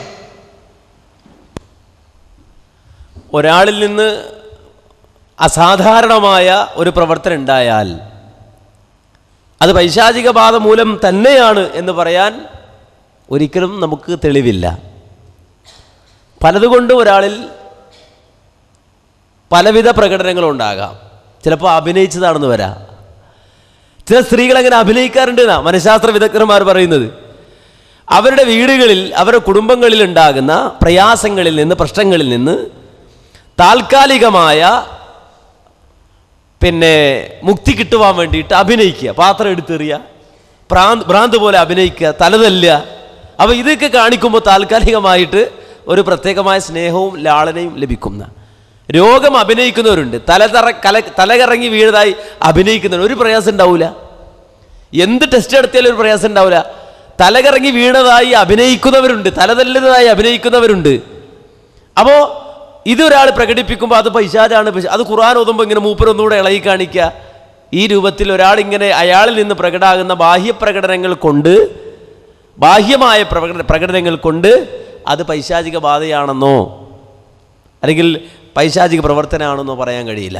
അസാധാരണമായ ഒരാളിലുണ്ടാകുന്ന പ്രവർത്തനങ്ങൾ കൊണ്ട് അത് പൈശാചിക ബാധയാണെന്ന് ഉറപ്പിച്ച് പറയാൻ നമ്മെ സംബന്ധിച്ചിടത്തോളം സാധ്യമല്ല. നേരെ മറിച്ച് ഒരാൾക്ക് പൈശാചിക ബാധ ഉണ്ടായാൽ അയാൾക്ക് വിശുദ്ധ ഖുർആൻ ഓതി അതിൽ നിന്ന് മുക്തി നേടാം എന്ന് പറയല്ലാതെ നാം കാണുന്ന എല്ലാ ആക്ഷനുകളും അല്ലെങ്കിൽ നമ്മൾ കാണുന്ന എല്ലാവിധ പ്രവർത്തനങ്ങളും പൈശാചിക ബാധ ആണ് എന്ന് ഉറപ്പിച്ച് പറയാൻ നമ്മുടെ കയ്യിൽ ഒരു രേഖയില്ല. മാത്രമല്ല, നമ്മെ സംബന്ധിച്ചൊരു കാര്യം മനസ്സിലാക്കണം. റുഖിയ ശറിയ എന്ന് പറഞ്ഞാൽ അല്ലെങ്കിൽ ഈ രൂപത്തിലെ മന്ത്രം എന്ന് പറഞ്ഞാൽ ഇങ്ങനെയുള്ള ഏതെങ്കിലും ഒരു പ്രകടമാകുന്ന ഏതെങ്കിലും ഈ ഇത്തരത്തിലുള്ള പ്രവർത്തനങ്ങൾക്ക് മാത്രമുള്ള ഒരു സംവിധാനവും അല്ല. രോഗം വന്നാൽ എന്തെടുക്കുക? മന്ത്രിക്കുക. നേരെ തലതിരിച്ച ആളുകൾ മനസ്സിലാക്കണമെന്ന് വെച്ചാൽ, രോഗം വന്നു എന്നിട്ട് കുറേ ഗുളിക കഴിച്ചു കണ്ട് രോഗത്തിന് മാറ്റില്ല, പിന്നെന്തെടുക്കുക? പിന്നെ റുഖിയ ശറിയ നടത്തുക. റുഖിയ ശറിയ നടത്തുമ്പോൾ തന്നെ ഇനി ആരാ റുഖിയ ശറിയ നടത്തേണ്ട ആൾ, നടത്തേണ്ട ആളാരാ എന്ന് അന്വേഷിച്ച് പോവുക, അതൊന്നുമല്ല. നേരെ മറിച്ച് ഒരാൾക്ക് ശാരീരിക പ്രയാസം ഉണ്ടായാൽ ആദ്യം തന്നെ അയാൾ സ്വയം മന്ത്രിക്കുക. ആദ്യം ചെയ്യേണ്ട പരിപാടി മന്ത്രിക്കുക എന്നുള്ളതാണ്. സ്വയം മന്ത്രിക്കുക. അതിനുവേണ്ടി അവതരിപ്പിക്കപ്പെട്ട സൂറത്തുകളുണ്ട്. സൂറത്തുൽ ഫലക്കും സൂറത്തുൽ നാസും മന്ത്രിക്കാനായി അവതരിപ്പിച്ചാണ് അള്ളാഹു. മന്ത്രിക്കാൻ വേണ്ടി അവതരിപ്പിച്ചാണ്. അതുപോലെ തന്നെ പിന്നെ സൂറത്തുൽ ഫാത്തിഹ ഒരു വിശ്വാസിയെ സംബന്ധിച്ചിടത്തോളം മന്ത്രിക്കാൻ ഉപയോഗിക്കാവുന്ന സൂറത്താണ്. ഫാത്തിഹ ഓതാൻ അറിയാത്ത ആരുണ്ടാവുക? ഫാത്തിഹ ഓതുക, എന്നിട്ട് കയ്യിലൂതുക, തടവുക. ഇതൊക്കെ നബി സല്ലല്ലാഹു അലൈഹി വസല്ലം പഠിപ്പിച്ച മന്ത്ര. ഫലക്കും നാസും, ആ ഫലക്കും നാസും മന്ത്രിക്കാൻ വേണ്ടി ഉപയോഗിക്കുക. അങ്ങനെ ഒരു മനുഷ്യൻ ആദ്യമായി തനിക്ക് ശാരീരികമായ പ്രയാസം ഉണ്ടായാൽ ആദ്യം റുഖിയ നടത്തുക എന്നുള്ളതാണ്. റുഖിയ ശറിയ നടത്തുക. അതിനിപ്പോൾ ഒരാളെ അന്വേഷിച്ചിട്ട് വടിയും കോലുമായിട്ടിരിക്കുന്ന ഒരാൾ ഇവിടെ നിന്ന് അന്വേഷിച്ച് പോകുമൊന്നുമല്ല. നേരെ മറിച്ച് നമ്മൾ റുഖിയ നടത്തുക. പിന്നെ അല്ലാഹു റസൂൽ ലിക്കുല്ലി ദാഇൻ ദവാ, എല്ലാ രോഗത്തിനും മരുന്നുണ്ട്. ഏത് രോഗമാണെങ്കിലും അതിന് മരുന്നുണ്ട്. ആ മരുന്ന് അന്വേഷിക്കുക. ഇത് നമ്മെ സംബന്ധിച്ചിടത്തോളം നമ്മൾ ചെയ്തതും ചെയ്തു വരുന്നതും ശീലിച്ചതും അതുപോലെ തന്നെ പറഞ്ഞതും പഠിപ്പിച്ചതുമാണ്. മുജാഹിദുകൾ എതിർത്തത് എന്താ? മന്ത്രവാദമാണ്. മന്ത്രത്തിൻ്റെ പേരിൽ നടത്തുന്ന കോപ്രായങ്ങളും തട്ടിപ്പുകളും അനിസ്ലാമിക പ്രവണതകളും അതിനുവേണ്ടി ഒഴിഞ്ഞിരിക്കുന്ന ആളുകളും, അങ്ങനെ കുറേ മന്ത്രവാദികൾ നമ്മുടെ നാട്ടിൽ. ഒരാൾക്ക് രോഗം വന്നാൽ, ഇപ്പോൾ നമുക്ക് ഒരു എല്ല് രോഗമാണെങ്കിൽ അല്ലെങ്കിൽ എല്ലിനെ ബാധിച്ചൊരു പ്രയാസമാണെങ്കിൽ ഓർത്തോട്ടിക്ക് പോണ പോലെ ഇത് ചില ആളുകൾ ഇങ്ങനെ, ചില പ്രത്യേക സ്പെഷ്യലിസ്റ്റുകൾ ഇങ്ങനെ ഇരിക്കുക, അവരുടെ അടുക്ക് പോവുക, അവർ പ്രത്യേകമായ ഈ രൂപത്തിലുള്ള ചികിത്സാ വിധികളൊക്കെ പഠിച്ച ഡോക്ടർമാരെ പോലെ ഇങ്ങനെ ഒഴിഞ്ഞിരിക്കുക. ഈ രൂപത്തിലുള്ള പ്രവർത്തനങ്ങളൊന്നും ഒരിക്കലും ആശാസ്യകരമല്ല. നമ്മെ സംബന്ധിച്ചിടത്തോളം തെളിവ് അനുസരിച്ചുകൊണ്ട് സ്വീകരിക്കാവുന്നതുമല്ല.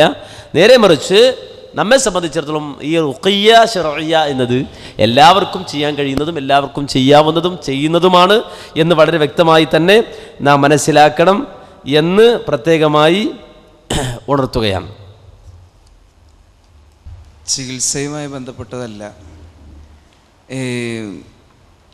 ഇസ്ലാഹിലെ ഈ ലേഖനം വിവാദമാകുന്നതിന് മുമ്പ്, അതിനേക്കാളും 5 വർഷം മുമ്പ് നടന്നതാണ് തോന്നുന്നത്, മണ്ണാർക്കാട് സംവാദം.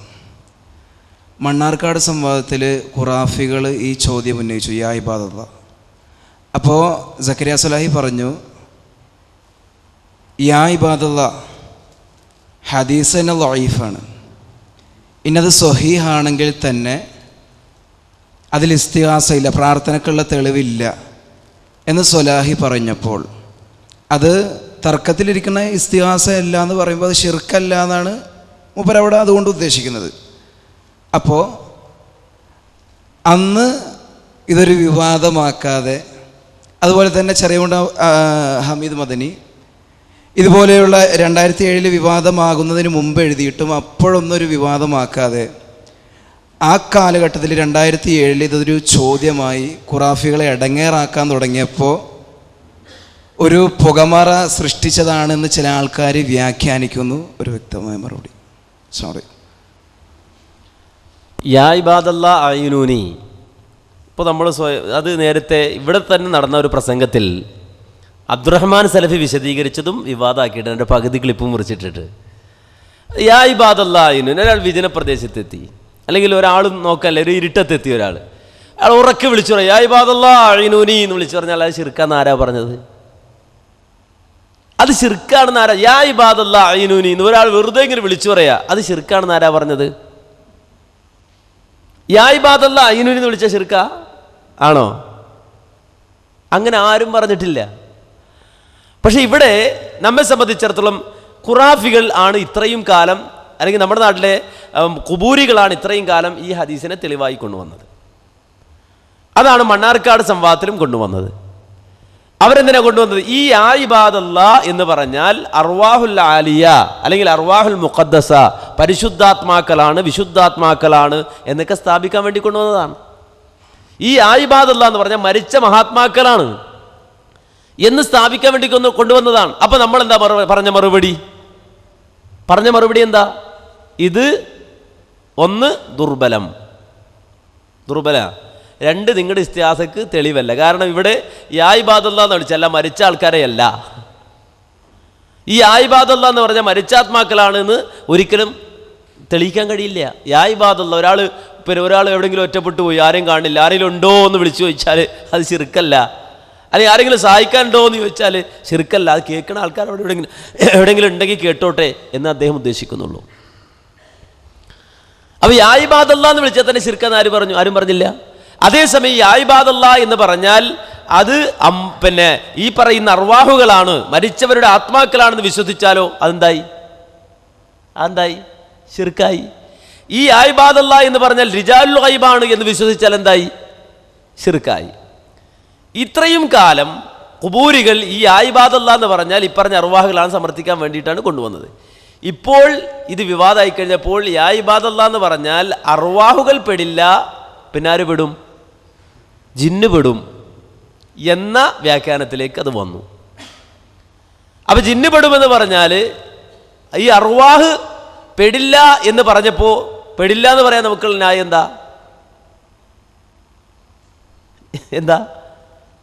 ലോകത്ത് അങ്ങനെ ആരും മനസ്സിലാക്കിയിട്ടില്ല. ഇനി അങ്ങനെ ഒരാൾ മനസ്സിലാക്കിയാൽ അതിന് തെളിവ് കൊണ്ടുവരാൻ കഴിയില്ല. അങ്ങനെ പറഞ്ഞ ആൾക്കാരുണ്ട്, പല പണ്ഡിതന്മാരും അവർക്ക് ഉദ്ധരിക്കാനുണ്ട്. പക്ഷെ അതിന് വ്യക്തമായ തെളിവില്ല. ഇതുപോലെ തന്നെ ഇതിൽ ജിന്നാണ് ഇത് ഉദ്ദേശിക്കുന്നത്. യാ ഇബാദല്ലാ എന്നതുകൊണ്ട് ഉദ്ദേശിക്കുന്നത് ജിന്നാണ് എന്ന് വെക്കാൻ വകയില്ല. അതാണ് അൽബാനി പറഞ്ഞത്, ഈ ഹദീസ് സ്വീകരിച്ചാൽ തന്നെ റിജാലുൽ ഗൈബാണെന്നോ ജിന്നാണെന്നോ വിചാരിക്കാൻ പറ്റില്ല. അങ്ങനെ ഒരാൾ വിചാരിച്ചാൽ അത് ശിർക്കുൻ ബയ്യിൻ, വ്യക്തമായ ശിർക്കാണ്. ഇത് അല്ലെങ്കിൽ യാ ഇബാദല്ലാ എന്ന് വിളിക്കുന്നത് കൊണ്ട് ഉദ്ദേശിക്കുന്നത് ജിന്നാണെന്നോ റിജാലുൽ ഗൈബാണെന്നോ ആരെങ്കിലും വിചാരിച്ചിട്ടാണ് യാ ഇബാദല്ലാ എന്ന് പറയുന്നതെങ്കിൽ അത് ശിർക്കുൻ ബയ്യിൻ, വ്യക്തമായ ശിർക്കാണ്. ഇനി ഈ ഹദീസിന്റെ അടിസ്ഥാനത്തിൽ ഈ യാ ഇബാദല്ലാ എന്നത് വിചാരിക്കപ്പെടാവുന്നത് ആരെയാണ്? അത് മലക്കുകളെയാണ്. അത് അൽബാനി പറയുന്നുണ്ട്. അവ മലക്കിനെ വിളിക്കാവോ? ഇല്ല. കാര്യം എന്താ? ഈ ഹദീസ് സഹീഹല്ല. മനസ്സിലായില്ലേ? അപ്പൊ ഒരു നിലക്കും ഇത് എന്തെടുക്കാൻ പറ്റില്ല, സ്വീകരിക്കാൻ പറ്റില്ല. ഇത് വളരെ ലളിതമായ, വളരെ എളുപ്പത്തിൽ മനസ്സിലാക്കാവുന്ന ഒരു സംഗതി. ഇത്രയും കാലം നമ്മൾ ഖുറാഫികളോട് മറുപടി പറഞ്ഞാൽ അങ്ങനെ തന്നെ. കാരണം വെച്ചാൽ ഇതൊന്നും ദുർബലം, രണ്ട് നിങ്ങൾക്ക് തെളിവില്ല ഇതിൽ. ഇവിടെ യാ ഇബാദല്ലാ എന്ന് വിളിച്ചാൽ ഒരാൾ വെറുതെ യാ ഇബാദല്ലാ എന്ന് പറഞ്ഞിട്ട് ഉച്ചത് വിളിക്കണം എന്തല്ല, വിജന പ്രദേശത്തിട്ട് യാ ഇബാദല്ലാ അല്ലെങ്കിൽ ആരെങ്കിലും ഉണ്ടോ എന്നെ സഹായിക്കാന്ന് ചോദിച്ചാൽ അത് ശിർക്കല്ല. പക്ഷെ ഇവിടെ മരിച്ചവരാണെന്നോ ജിന്നാണെന്നോ വിചാരിച്ചാൽ ശിർക്കുൻ ബയ്യിൻ, വ്യക്തമായ ശിർക്ക് തന്നെയാണ്. ഇനി വന്ന റിപ്പോർട്ടിലുള്ളത് ഉദ്ദേശിക്കപ്പെടാമെങ്കിൽ തന്നെ ഇന്നലില്ലാഹി മലായിക്ക, മലക്കുകളാണ്. പക്ഷേ അത് സ്വീകരിക്കാൻ പറ്റുമോ? ഇല്ല. കാര്യം എന്താ? ദുർബലാണ്. അപ്പം പിന്നെ ഇതിൻ്റെ അടിസ്ഥാനത്തിൽ എന്ത് വർത്താനം പറയാനാ? അപ്പോൾ ഇത് ലളിതമായൊരു കാര്യമാണ്. പിന്നെ അന്ന് വിവാദമാക്കാതെ ഇന്ന് വിവാദമാക്കി, അന്ന് ഇത്തരം ഒരു വിവാദവും ചർച്ചയോ ഒന്നും സമൂഹത്തിലില്ല. നമ്മൾ ഇന്നും പറയുന്ന മറുപടി തന്നെയാണ് അന്നും പറഞ്ഞത്. അതിനുശേഷം പിന്നീട് ഇപ്പോൾ പിന്നെ നേരത്തെ പറഞ്ഞതുപോലെ കേരളക്കരയിൽ സജീവമായൊരു ചർച്ച ഒരു ലേഖനവുമായി ബന്ധപ്പെട്ട് വന്നു. ലേഖനം മാത്രമല്ല, അപ്പോഴും നമ്മൾ ശ്രദ്ധിച്ചിട്ടില്ല. കാരണം വെച്ചാൽ ഇതൊരു ലേഖനം മാത്രമാണെന്ന് വിചാരിച്ച്, അല്ല അത് വായിക്കാതെ നമ്മൾ വിട്ടിട്ടുണ്ട്, നമുക്കറിയില്ലായിരുന്നു.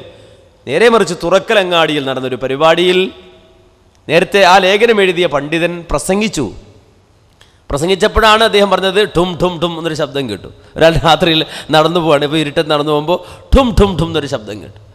ആ ഠും എന്ന ശബ്ദം ഉണ്ടാക്കിയത് ആരാ?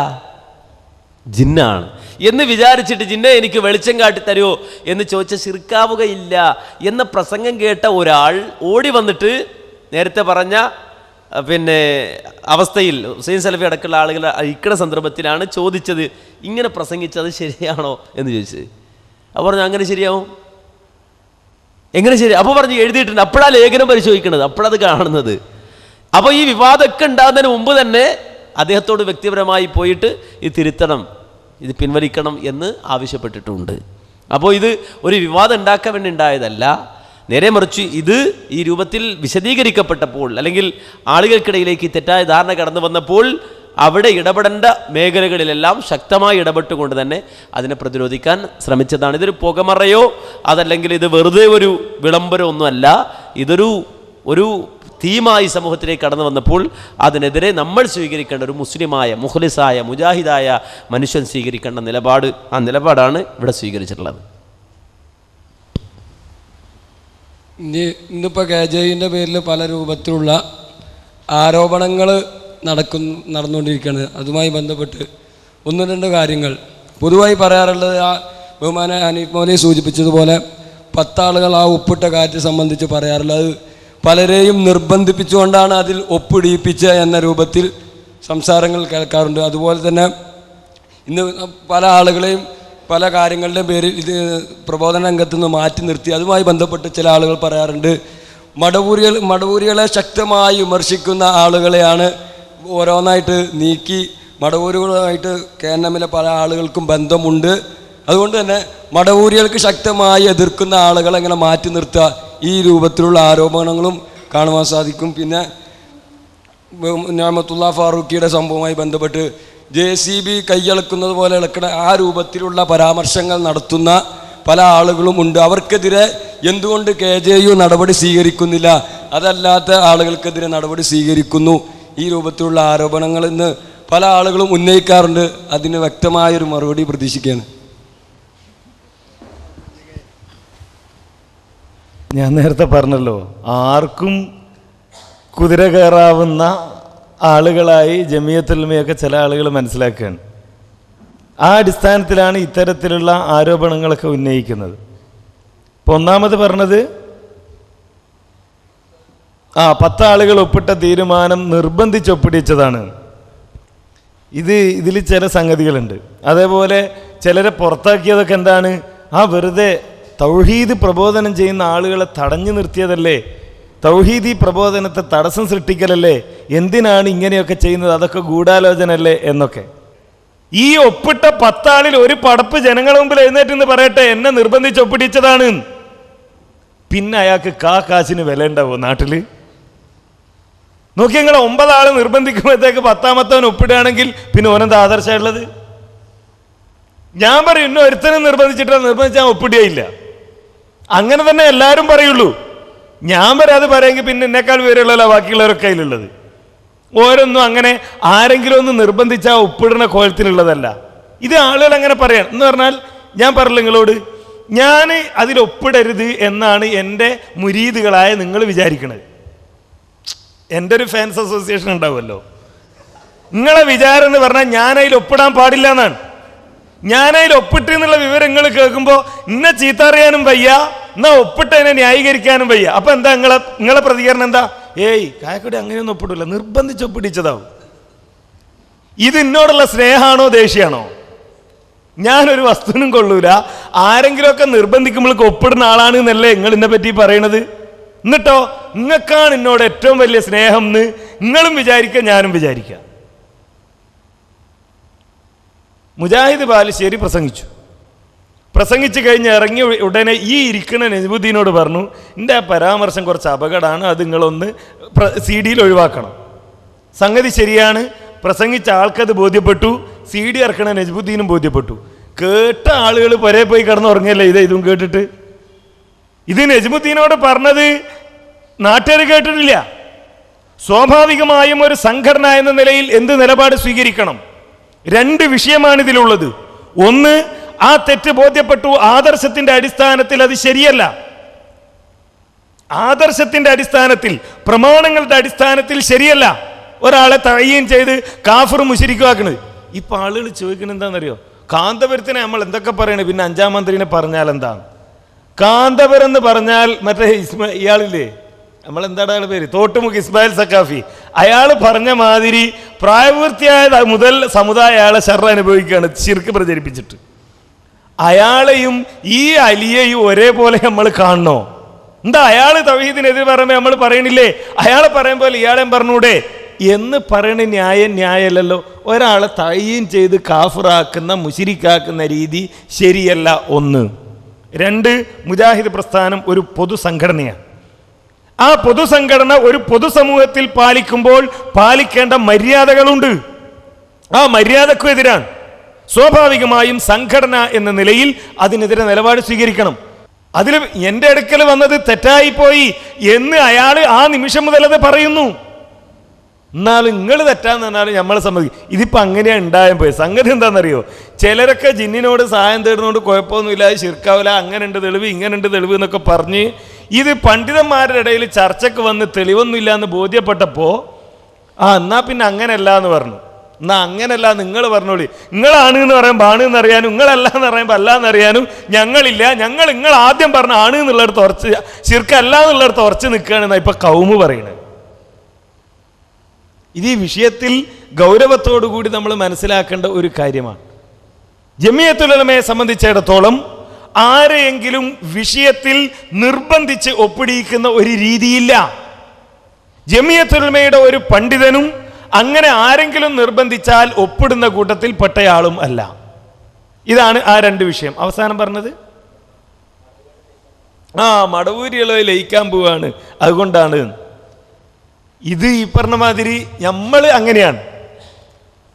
എങ്ങനെ അബ്ദുറഹ്മാൻ സലഫി മൂപ്പർക്ക് ഇപ്പം ഇത് എങ്ങനെയെങ്കിലും ഒന്ന് ലയിച്ച് കിട്ടണം, അതിനു വേണ്ടിയാണ് ഈ പണിയൊക്കെ എടുക്കണമെന്നാണ്. മടവൂരിൻ്റെ അടുത്ത് ചെന്ന ആളുകളോട് മടവൂര് പറഞ്ഞതോ ഇത് എങ്ങനെയെങ്കിലും ഒന്ന് ലയിക്കണമെന്ന് ബാക്കിയുള്ളവർക്കൊക്കെ ഉണ്ട്, പക്ഷെ അബ്ദുറഹ്മാൻ സലഫി സമ്മതിക്കണില്ല. അങ്ങനെയാണ് മൂപ്പരടുത്ത് ചെന്ന ആളുകളോട് മൂപ്പര് പറഞ്ഞ വലിയ പരാതി അതാണ്. എന്ത്, ഇത് ലയിക്കാൻ ബാക്കിയുള്ളവരൊക്കെ തയ്യാറാണ്, പക്ഷെ എന്ത് ചെയ്യുന്നില്ല, അബ്ദുറഹ്മാൻ സലഫി സമ്മതിക്കില്ല. നമ്മളാളുകളോ ഇത് മടവൂരി ചാരനല്ലേ സലഫി എന്നാണ്. ഇപ്പോ ഏറ്റവും ചുരുങ്ങിയത് അത് പറഞ്ഞാൽ എല്ലാം ക്ലിയറായി എന്ന് വിചാരിക്കുന്ന ഒരവസ്ഥ. എന്നാ ജബ്ബാർ മൗലവിയോ, ജബ്ബാർ മൗലവി പറഞ്ഞത് ഞാൻ മടവൂരികളെന്ന് ഞാൻ പറയില്ല, കാരണം ഓലിക്ക് ആ പേര് വിളിക്കണ ഇഷ്ടമില്ല. ഇത് കുട്ടിക്ക് പേരിന്റെ മാതിരി ഇഷ്ടത്തോടെ ഇടേണ്ട പേരാണല്ലോ ഇതൊക്കെ. ഇതിലെ ഏറ്റവും വലിയ രസം മറുവിഭാഗം, മുൻപേ ഭിന്നിച്ചു പോയ വിഭാഗം ഉണ്ടല്ലോ. ഞാൻ ഈ മടവൂരികൾ മറ്റേത് വരുന്നൊന്നും ഞാൻ പറയാറില്ല. അതുകൊണ്ട് അവർ സ്വീകരിക്കാത്തൊരു പേര് ഞാനും ഉപയോഗിക്കണ്ട എന്നുള്ള ആൾക്ക് ഞാൻ പറയാറില്ല. ഞാൻ ഈ മടവൂരികൾ മറ്റേത് വരുന്നൊന്നും ഞാൻ പറയാറില്ല. അതുകൊണ്ട് അവർ സ്വീകരിക്കാത്തൊരു പേര് ഞാനും ഉപയോഗിക്കണ്ട എന്നുള്ള ആൾക്ക് ഞാൻ പറയാറില്ല. ആലോചിക്കുങ്ങൾ ആർക്കാ കൂട്ടരെ അങ്ങനെ പേര് വിളിക്കണ ഇഷ്ടം?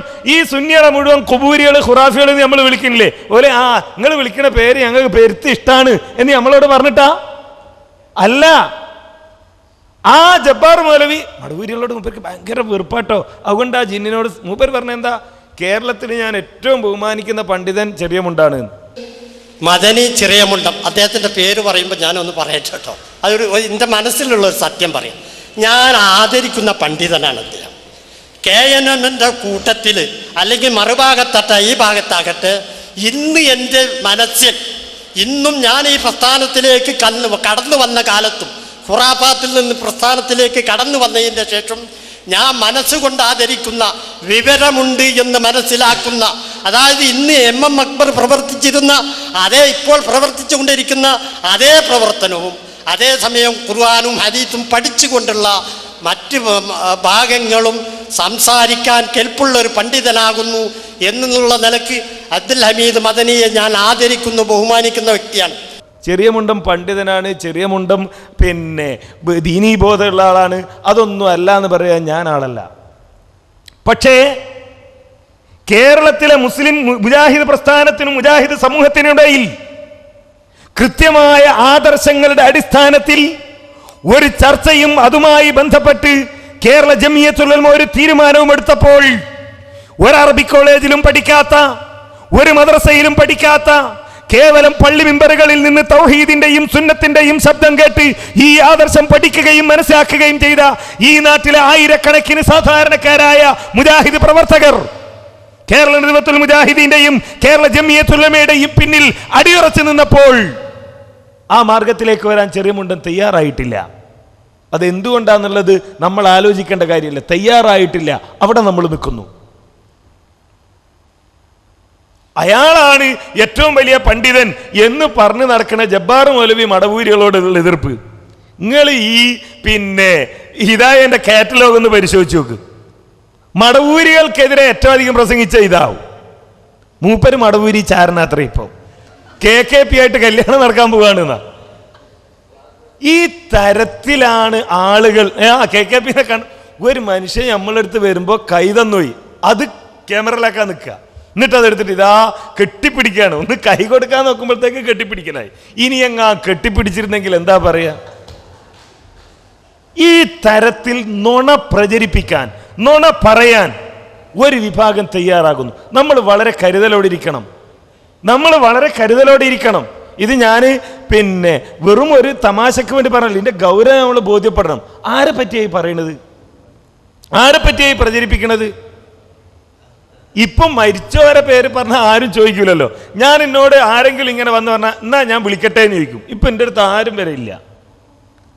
അയാൾ അങ്ങനെ പറഞ്ഞു, ഇയാൾ ഇങ്ങനെ പറഞ്ഞു, നിങ്ങളെ പറ്റി മറ്റേയാൾ അങ്ങനെ പറഞ്ഞു എന്ന് പറഞ്ഞാൽ ചിലരൊക്കെ വരുമായിരുന്നു. ഞാൻ പറഞ്ഞാൽ പിന്നെ ഞാൻ വിളിക്കട്ടെ, നിങ്ങളെ പറ്റി സക്കരിയ സലാഹി ഇങ്ങനെ പറഞ്ഞിട്ട് ഞാൻ ഒന്ന് വിളിക്കട്ടെ, എന്തിനാ അങ്ങനെ പറഞ്ഞു? അല്ല, നിങ്ങൾ വിളിക്കണ്ട. അതുകൊണ്ട് തന്നെ ഇപ്പം അധികം ആളുകളും പറയലും മരിച്ചവരെ പറ്റിയാണ്. ഏതോ മരിച്ച ആൾ പറഞ്ഞത്രേ AP അബ്ദുൽ ഖാദർ മൗലവി ഇതിൻ്റെ സെക്രട്ടറി ആയാലും ഇതോടുകൂടി ഇതിൻ്റെ കഥ കഴിയുമെന്ന്. ആലോചിച്ചു നോക്കൂ നിങ്ങൾ. അതേപോലെ ഈ തരത്തിലുള്ള നുണകളും നുണപ്രചരണങ്ങളും പണ്ട് എന്തൊക്കെയാണോ എതിരാളികൾ നമ്മളെ പണ്ഡിതന്മാർക്കെതിരെ എടുത്തു പറഞ്ഞത് അതൊക്കെ ഇപ്പം നമ്മളുടെ ആളുകൾ പ്രചരിപ്പിച്ചു കൊണ്ടിരിക്കുന്ന ഒരവസ്ഥയാണ്.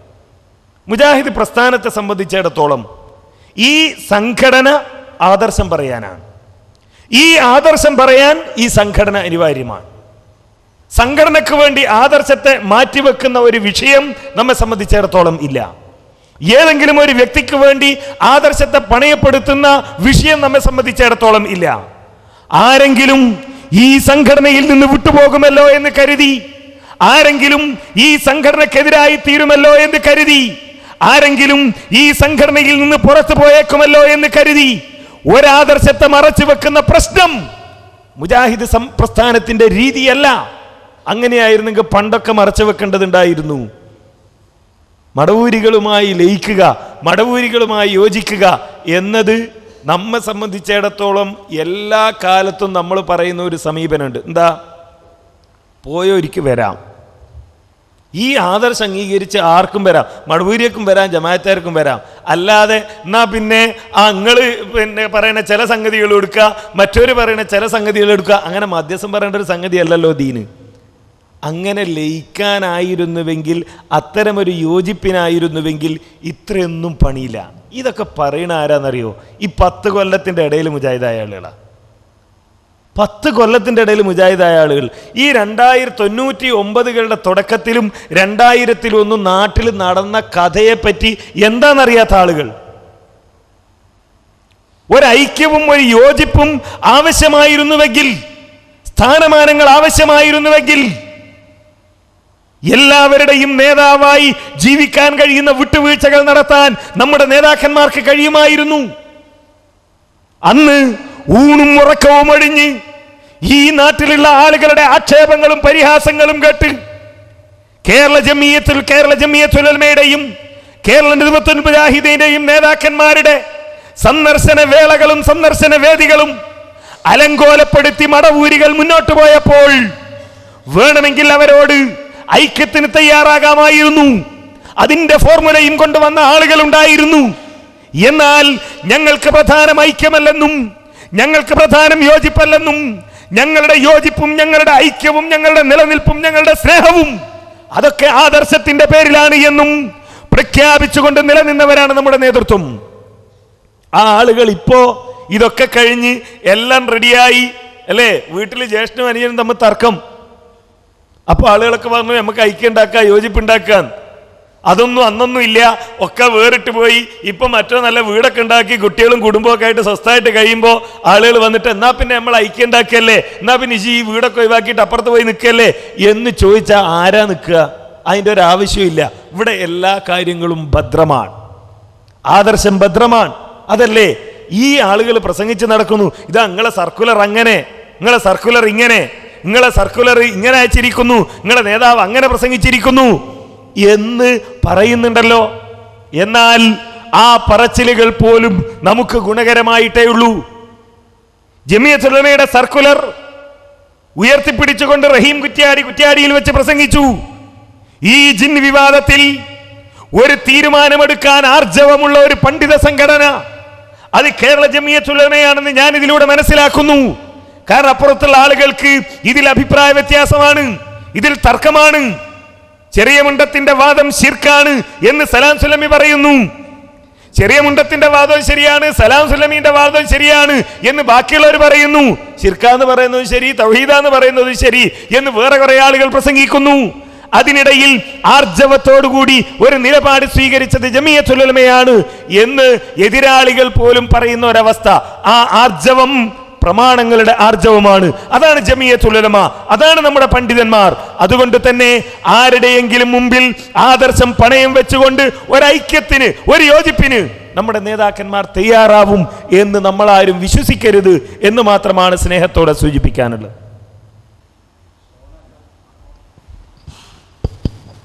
ഒരു കാര്യം കൂടി ഹനീഫ് മൗലവി വിട്ടുപോയെന്ന് തോന്നുന്നു. നിഅമത്തുള്ള ഫാറൂഖിയുടെ പരാമർശവുമായി ബന്ധപ്പെട്ട് ആ CD ടവറിൽ നടന്ന പ്രസംഗത്തിലുള്ള ആ കാര്യങ്ങൾ അത് ഉയർത്തിപ്പിടിച്ചുകൊണ്ട് ആളുകൾ പറയാറുള്ളത്, അത്തരം ഹദീസുകൾ നിഷേധിക്കുന്ന ആളുകളെ സംഘടനയിൽ നിലനിർത്തുകയും എന്നിട്ട് നിസ്സാര കാര്യങ്ങളുടെ പേരിൽ മറ്റുള്ള ആളുകളെ പുറത്താക്കുകയും ചെയ്യുന്നു. ഇത്തരത്തിലുള്ള ഒരു ആരോപണം ഉന്നയിച്ചിട്ടുണ്ട്. അതിന് മറുപടി. പിന്നെ നിഅമത്തുള്ള ഫാറൂഖിയുടെ പ്രസംഗം, നിഅമത്തുള്ള ഫാറൂഖി CD ടവറിൽ വെച്ച് പ്രസംഗിച്ചു. വേറെ പല സ്ഥലങ്ങളിൽ വെച്ചും ഈ നമ്മൾ ഉണ്ടാക്കിയെടുത്ത ഒരു സംസ്കാരത്തെ ആക്ഷേപിക്കുന്ന തരത്തിൽ പ്രസംഗിച്ചു. എന്ത് ചെയ്യണം സംഘടന? നിഅമത്തുള്ള ഫാറൂഖിയെ വിളിച്ച് പറയണം, നിങ്ങൾ ഇങ്ങനെ സംസാരിക്കുന്നത് ശരിയല്ല. ഈ നിഅമത്തുള്ള ഫാറൂഖിയെ വിളിച്ച് AP അബ്ദുൽ ഖാദർ മൗലവിയും TP അബ്ദുൽ കോയ മദനിയും അദ്ദേഹത്തിൻ്റെ മുമ്പിലിരുന്ന് ഇത് കേട്ട് ഇതിലെ പരാമർശങ്ങൾ തെറ്റാണ്, നിങ്ങൾ പറയുന്നത് ശരിയല്ല, ഗുലുവിനെ ആക്ഷേപിക്കാൻ വേണ്ടിയായാൽ പോലും നിങ്ങൾ നടത്തിയ പ്രയോഗങ്ങൾ ഹദീസിനെ പുച്ഛിക്കുന്ന തരത്തിലായിപ്പോയി, ആളുകൾക്കിടയിൽ ഹദീസിനെ പറ്റി അപമതിപ്പുണ്ടാക്കുന്ന തരത്തിലായിപ്പോയി. അതേപോലെ തന്നെ ഈ പ്രസ്ഥാനത്തിന് വേണ്ടി പ്രവർത്തിക്കുന്ന, ഈ പ്രസ്ഥാനത്തിന്റെ വരും തലമുറയായ MSMന്റെ വിദ്യാർത്ഥികളെ മൊത്തത്തിൽ ആക്ഷേപിക്കുന്ന തരത്തിലായിപ്പോയി. നിങ്ങളുടെ പരാമർശങ്ങൾ ഇനി അങ്ങനെ പ്രസംഗിക്കാൻ പാടില്ല എന്ന് അദ്ദേഹത്തിന് താക്കീത് കൊടുത്തു. അതല്ലേ സംഘടന ചെയ്യേണ്ടത്? അപ്പൊ ബാക്കിയുള്ളവരൊക്കെ പുറത്താക്കിയില്ലേ? ബാക്കിയുള്ളവർക്കൊന്നും ആദ്യമായിട്ടൊന്നും അല്ലല്ലോ ഈ താക്കീത് കൊടുത്തത്, ബാക്കിയുള്ളവർക്കൊന്നും ആദ്യമായിട്ടല്ല, നമ്മൾ തന്നെ പലപ്പോഴും കണ്ടതല്ലേ. അപ്പോ നിഅമത്തുള്ള ഫാറൂഖി അങ്ങനെ പ്രസംഗിച്ചപ്പോൾ സംഘടന താക്കീത് കൊടുത്തു. ഈ താക്കീത് നൽകുക എന്നത് സംഘടന ഇനിയും പ്രസംഗിക്കുകയാണെങ്കിലോ, ഇനിയും അദ്ദേഹം അങ്ങനെ പ്രസംഗിക്കുകയാണെങ്കിൽ നിങ്ങൾ സംഘടനയോട് പറയൂ, സംഘടന നടപടിയെടുക്കും, ഒരു സംശയ കാര്യത്തിൽ വേണ്ട. ഇനി ആ CD ടവറിൽ വെച്ച് പ്രസംഗിച്ചു. നിങ്ങൾ മുജാഹിദ് സെന്ററിൽ ചെന്ന് നോക്കൂ, CD ടവറിൽ നടത്തിയ പ്രസംഗങ്ങളുടെയൊക്കെ CD അവിടെ ഉണ്ടായിരുന്നു. നിഅമത്തുള്ള ഫാറൂഖിന്റെ CD വിറ്റോ? CD വിറ്റില്ല. എന്തുകൊണ്ട്? അതവിടെ വിൽക്കാൻ പറ്റില്ല എന്ന് മനസ്സിലാക്കിയത് കൊണ്ട്. അത് പുറത്തു പോയത് എങ്ങനെയെന്ന് അന്വേഷിക്കുകയും അതിന് കാരണക്കാരായ ആളെ അവിടുന്ന് ജോലിയിൽ നിന്ന് പിരിച്ചുവിടുകയും ചെയ്തു. ഇതൊക്കെയല്ലേ ഒരു സംഘടന ചെയ്യേണ്ടത്? അതൊക്കെ സംഘടന ചെയ്തു. ഇതൊക്കെ ചെയ്താലും അത് മടവൂരികളെ കൊണ്ടു നടക്കുന്നില്ലേ, മടവൂരികളെ കയ്യിലില്ലേ? മടവൂരികളെ കയ്യിൽ ഉണ്ടായിക്കോട്ടെ, അതിന് നമ്മൾ എന്ത് ചെയ്യണം? മടവൂരികൾ അത് പ്രചരിപ്പിച്ചോട്ടെ, നമ്മൾ നമ്മളുടെ നിലപാട് അതിൽ പറയണം. കാരണം കേരളത്തിലെ മുസ്ലിം സമൂഹത്തിൽ ആർക്കും നിഷേധിക്കാൻ കഴിയാത്ത ഈ മാറ്റം, താടി വെച്ച നിര്യാണിയുടെ മേലെ വസ്ത്രമുടുക്കുന്ന ഡോക്ടറും എഞ്ചിനീയറും ഗവൺമെന്റ് ഉദ്യോഗസ്ഥന്മാരും ഈ സമൂഹത്തിൽ ഉണ്ടായതിന്റെ പിന്നിൽ ഇസ്ലാഹി പ്രസ്ഥാനത്തിന്റെ പണ്ഡിതന്മാരുടെ ത്യാഗമുണ്ട്, കഷ്ടപ്പാടുണ്ട്. അത് ഈ സമൂഹത്തോട് പറയണം. അതുകൊണ്ട് നമ്മൾ ഇനി മടവൂരിയുടെ മുമ്പിൽ ഒന്നും പറയാൻ പറ്റാത്തൊരവസ്ഥയിലായില്ലേ എന്ന് പ്രചരിപ്പിക്കണത് ആരാ? ഇന്നേ വരെ മടവൂരിക്കെതിരെ ഒരു മിണ്ടാത്തവനാണ്. ഇനി നമ്മളെന്താ മടവൂരികളെ പോയിട്ട് പറയാ? കേട്ടാ വിചാരിക്കും ഇന്നലെ ഉറങ്ങണ വരെ മടവൂരികളെ എതിർത്തിരിക്കായിരുന്നതാ. ഇന്നേ വരെ മിണ്ടിയിട്ടുണ്ട്. എന്നാ എതിർക്കണവർക്കും ഒരു പ്രയാസമില്ല. ഞാൻ പറഞ്ഞില്ലേ, ഇവിടെ ഇരിക്കണ ഈ അനസ് മൗലവിയും ഷുക്കൂർ സലാഹിയും കൂടി കഴിഞ്ഞ മാസമാണ് എറണാകുളത്ത് വെച്ച് മടവൂരികളായിട്ട് സംവാദം നടത്തിയത്. മടവൂരികളെ വാദപ്രയോഗം നടത്തി.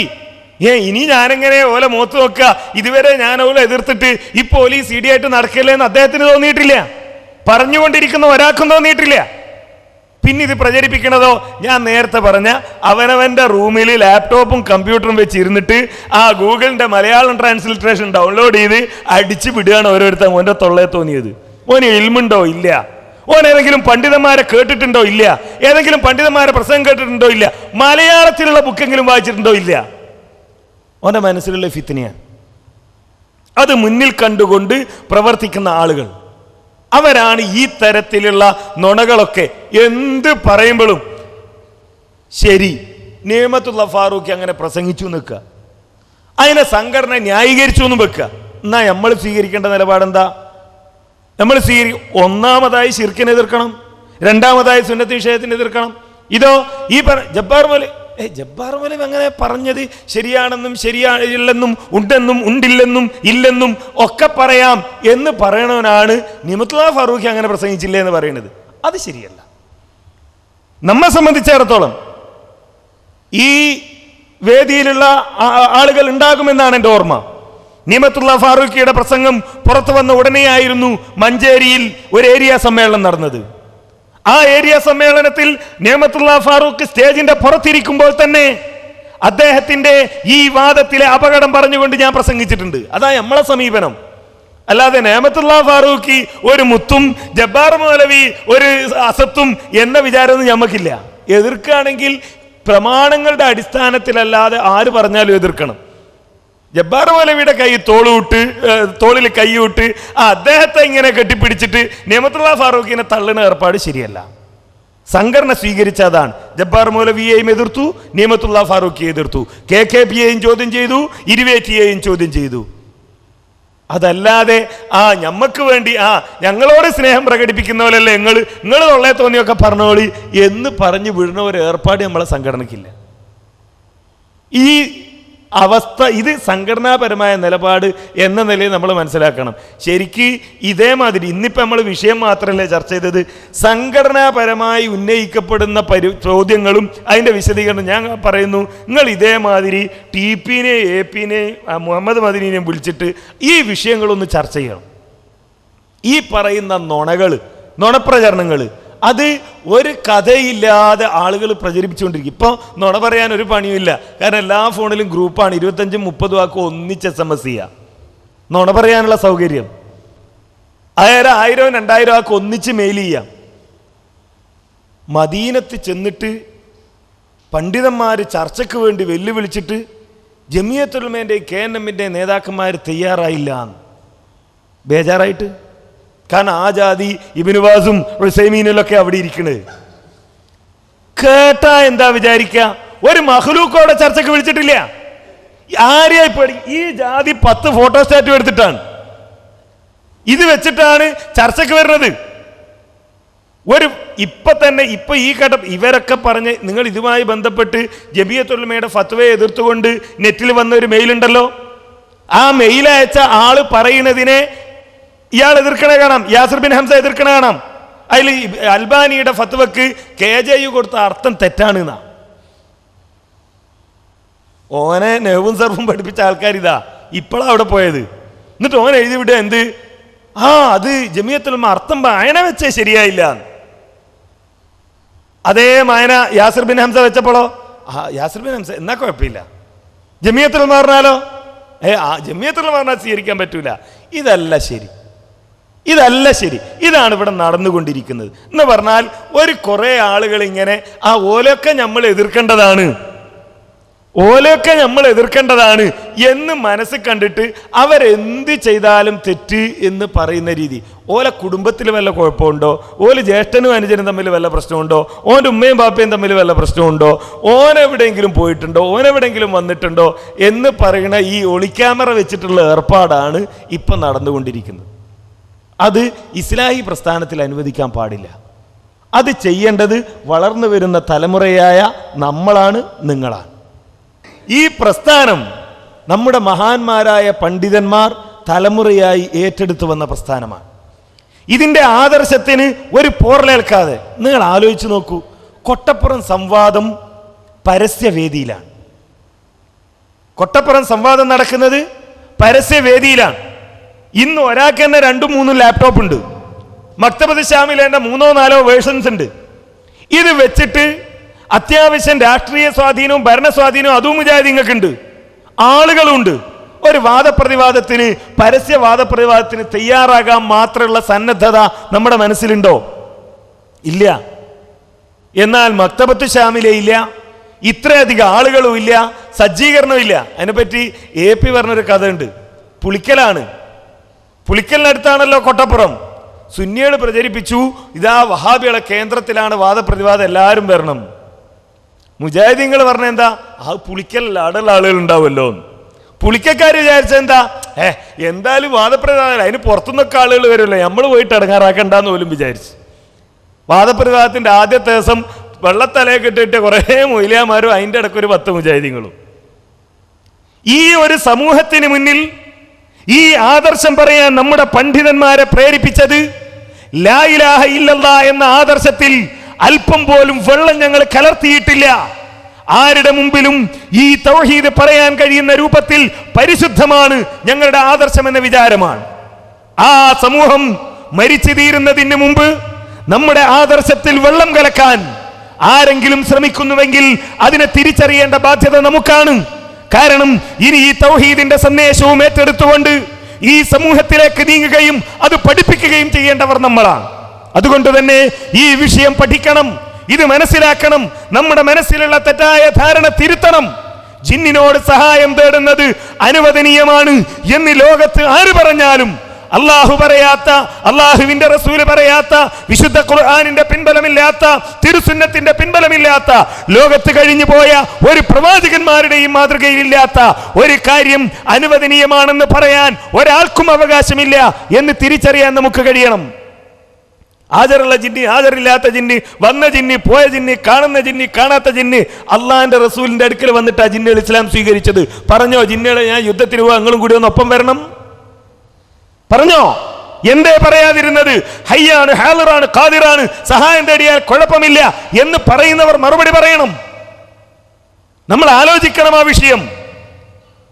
ഈ തൗഹീദിൽ മായം കലരാൻ പാടില്ല.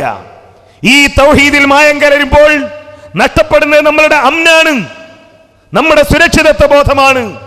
ഈ തൗഹീദിൽ മായം കലരുമ്പോൾ സംഭവിക്കുന്നത് നമ്മുടെ മനസ്സിൽ കാപട്യം കടന്നു വരുന്നു എന്നതാണ്. നിങ്ങൾക്കറിയുമോ, ഞാൻ നേരത്തെ സൂചിപ്പിച്ചതുപോലെ സൗദി അറേബ്യയിലുള്ള യാത്രക്കിടയിൽ ഒരാൾ ഒരു വേദിയിൽ ഒരു മീറ്റിംഗിൽ എഴുന്നേറ്റ് നിന്ന് പ്രസംഗിക്കുകയാണ്.